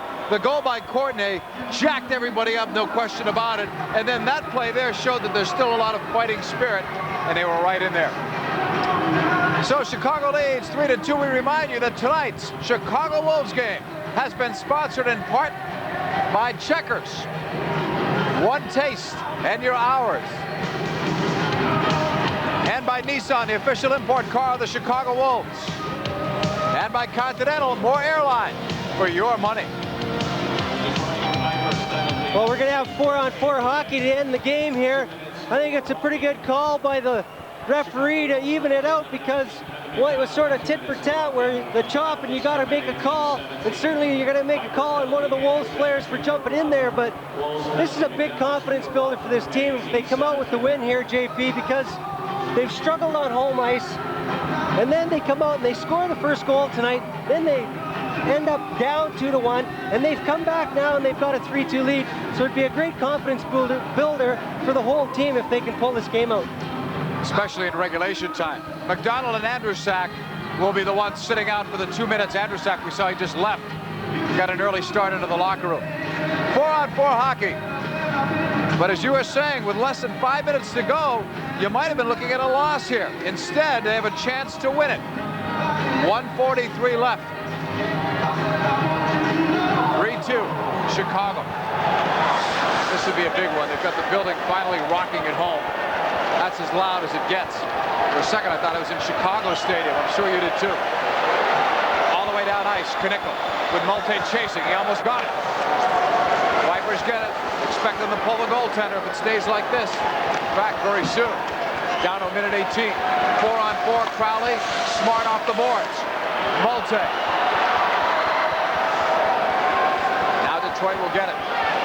Knickel looking toward the bench. He's ready to come out. Playing it about halfway as it's dumped into the zone. Malte looking, flips it out of the zone. It's got a roll to it, but it goes wide. That rolling puck, you don't know which way it's going, and it didn't have the legs for icing, so that's a great play.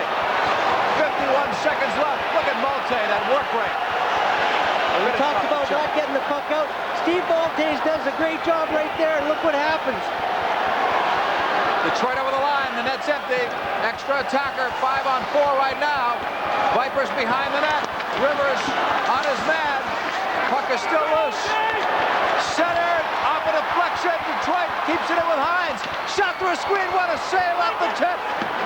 Roberts to the near side. 20 seconds left. Rivers in the corner. Roberts hustling. 4 players are there. Chicago's got it. They lift it. Malte with an open net. Malte falling down. And the puck doesn't go in. But the Wolves will win it. The Horn is a second away. That's it. Chicago wins.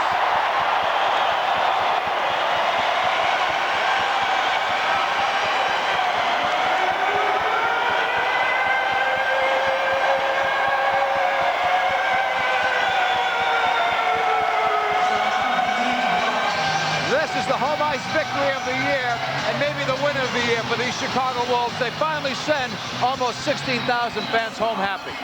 Well, certainly a great character builder right here. And the old story goes, good teams find ways to win. And it looks like it might be starting to come together on home ice for the Wolves, because they showed here tonight they could do the little things to make one big thing happen, and that's a W in the win column. It certainly looks good on them. Wendell Young, amazing in goal tonight, and a lot of people got to see it. Talk about an MVP on this night. The night belonged to Young, and it's great for him because for a second it looked as though A, he could lose the game, or B, it could be one of those dreaded shootouts. You know, look at his face. The last thing he wanted to see is another shootout. He's tired of it. Well, you talked to him yesterday, and he said that he's got to learn to be able to focus on it and be able to get the back for the shootout. So I was going to try to hear him. They're announcing the 3 stars. I thought we could hear what he was saying. Courtney is the number 3 star. Berglund is the number 2 star. You know, you can't fault these choices, and not because they scored goals. Those 2 guys played a great all-around game. But there's your man. Number 1, Wendell There he is. Young. certainly was instrumental in this victory here tonight. He did an unbelievable job of keeping the puck out of their own zone, bailed out his team time and time again all night long, and he's the reason why they won. And for the first time all year, Chicago has won 2 straight at home. We'll be back to recap it. Wolves win it live on Sports Channel by a 3-2 score.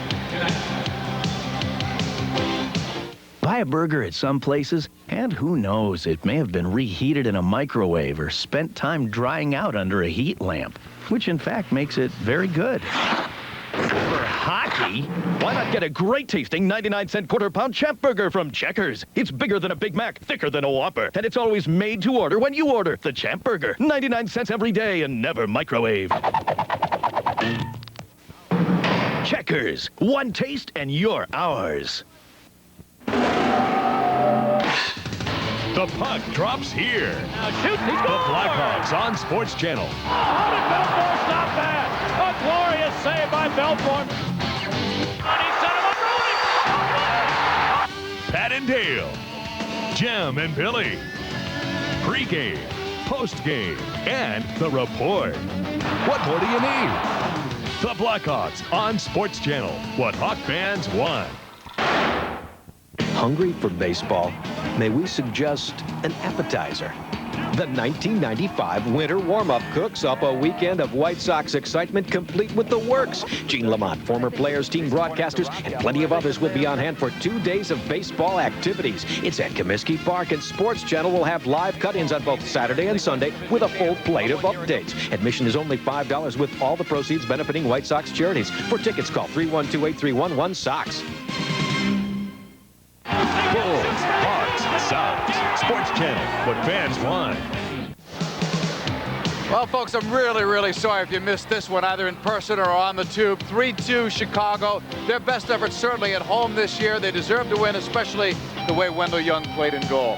Wendell Young starred in the game tonight, showed why he's the #1 netminder on this hockey club right now, and certainly he couldn't do much wrong tonight, and he got to give him full marks. Bobby, this was a team that was up 1-0. You know, at the beginning of this period, I thought 1-0 would have been the final score, but it wasn't. You saw Berglund scoring that gave them the lead at the 44-second mark.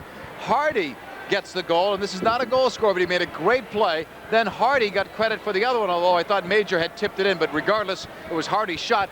And with 14-19 at that time, the Wolves are down by a goal. They were looking at certain victory, I thought, possibly a tie in a shootout, maybe a loss. Yeah, you got to give them full marks tonight because they certainly didn't lay down and die. They could very well have done that and said, oh, well, you know, we had a tough game, and they came back and they could have said maybe a cheap goal, but Davidson comes back and he gets his 22nd of the year and fires them right back up the next shift after they'd gone down 2-1. And then Courtney with a strong effort. And I thought Ed Courtney played his best game as a Wolf tonight. Without a doubt. And he scores the winning goal, and it was just fabulous. The 2 goals about a couple of minutes apart. That's all it took for Chicago, a team not noted for their goal-scoring prowess, but they picked up some big ones right there.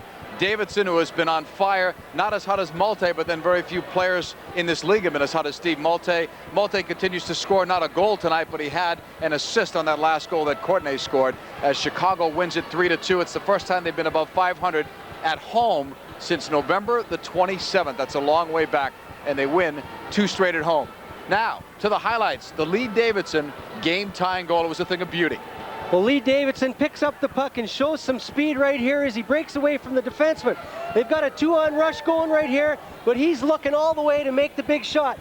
And you know what? He's got the hot hand right now, so I think certainly when he gets the puck, he's thinking shoot now, whereas earlier in the year when he wasn't scoring, he wasn't thinking a shot. He was going to think pass all the way earlier, but now he's shooting the puck and scoring, so he's going to continue to do that. The defenseman came probably very close to blocking that shot and may have screened Knickel when he didn't come up with it, but a great slapper by Lee Davidson. His 22nd, as we told you before. He's had 25 as his career high. Got that last year with Fort Wayne. The way he's going, he should bury that mark and should easily score over 30 if things keep going well the way they have. Now it's time for our Checkers check of the game, and I remember this one. Well, Jack Duffy in the second period on Peter Savaglia. He stands up at his own blue line, and he lays the big hit on right there. And those are the kind of checks right there that earn you the Checkers check of the game. I liked it. Jack Duffy. Jack Duffy did well on that hit on Savaglia, who paid the price in that one, helping Chicago tonight. A great team effort for the Wolves. as they beat the Detroit Vipers by the final score of 3-2. But they wouldn't have won this game certainly without the efforts of Wendell Young in goal. A lot of shots that he faced tonight and a lot of spectacular saves that he made. Now it's time to check out our Continental Player of the Game. Well, our Continental Player of the Game is no question Wendell Young. Right here, Savaglia has got a great opportunity. Wendell Young makes a great save, shows his quickness by getting up and closing the short side. And Wendell Young's our player of the game this evening, making 36 saves tonight and was outstanding. Big night for Wendell Young in goal. He's our Continental Player of the Game.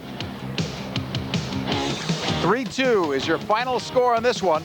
Chicago defeats Detroit. Next Wolves home game, they don't even have time to celebrate this one. They're back at it tomorrow. Special early start, 6 p.m. face-off. If you're one of the first 5,000 fans, you get a free Wayne Mesmer audio cassette singing the national anthem. Our next Wolves telecast, join Bob and I next Friday night, late night at 10:30 here on Sports Channel. The Wolves and the Milwaukee Admirals, another one of those great rivalries, and the Admirals have been a hot team, especially lately. That'll do it for us here tonight. Chicago beats Detroit by a final score of 3-2. For Bob McGill, I'm John Paul Della Camera. We'll see you on our next telecast. So long, everyone.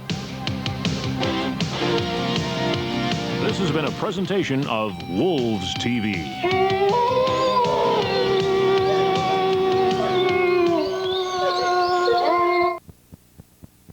The cars, brand new 1995 Saturns. The place, Saturn of Countryside. The action, get behind the wheel of America's value leader. A different kind of car at a different kind of place to buy. Hassle-free one-price shopping at Saturn of Countryside.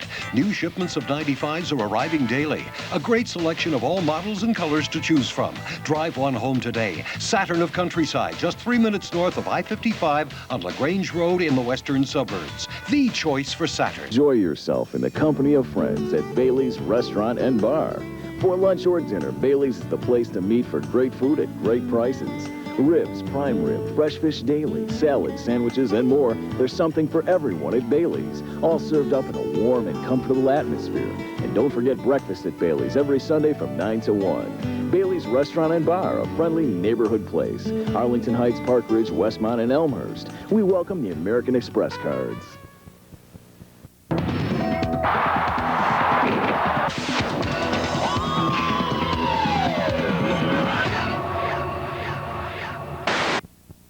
Prime Cuts focuses on sports personalities. One of the best stories in the NHL this season will be the return of Paul Holmgren as the Whalers head coach. His return in and of itself is not that uncommon in the world of pro sports, but his acknowledgement of an alcohol problem and the daily battle he must wage to beat it will make his going back behind the bench an even bigger challenge. Well, I think I found an opponent that I can't beat. And I've accepted that, and I surrendered to that. So now it's time for me to move on, and there's a lot of other challenges in life that I think I can beat. And I think the fact that I've surrendered to alcohol and understand that I'm an alcoholic, I feel good about that. And I'm accepting the challenge. And again, it's not something I'm proud of, but it's just a fact. Those were just some of the candid comments Holmgren made to the assembled media 2 days after his return from the Betty Ford Clinic, where he underwent 30 days of treatment for alcohol abuse. Well, you know, I had quite a few days to think about it when I was away, and I guess one of the things I learned was just to get right in there and face it head on and see what happens. You can't really worry about the future or the past. You have to deal with that specific day, and that's kind of my approach to life right now. There's no sense worrying about yesterday because there's certainly nothing I can do about it, and there's really nothing I can do about tomorrow. I can worry about today and try to do the best with that day. Although Holmgren had made a successful recovery and was back with the club, there would soon be new ownership and possibly a new direction for the entire front office, a direction that might not include him. A lot of it was out of my control. I called, as soon as the sale went through, I called Jim Rutherford and basically said, I don't know what your plans are for me, but I certainly like the opportunity to sit down and talk with you. If you decide that there's not a place for me, then I'll help you in any way I can with the transition. I knew he was a person that I could work with, and I knew he was a person that fought through adversity. And He's a guy that has a lot of respect from the players, and in my mind, the best person for this job. Now that he's back behind the bench, one of Holmgren's biggest tasks will be to get to know many of the new players that were acquired over the summer and in trades last season, as well as regain the confidence of the players he left on the ice when he quit coaching.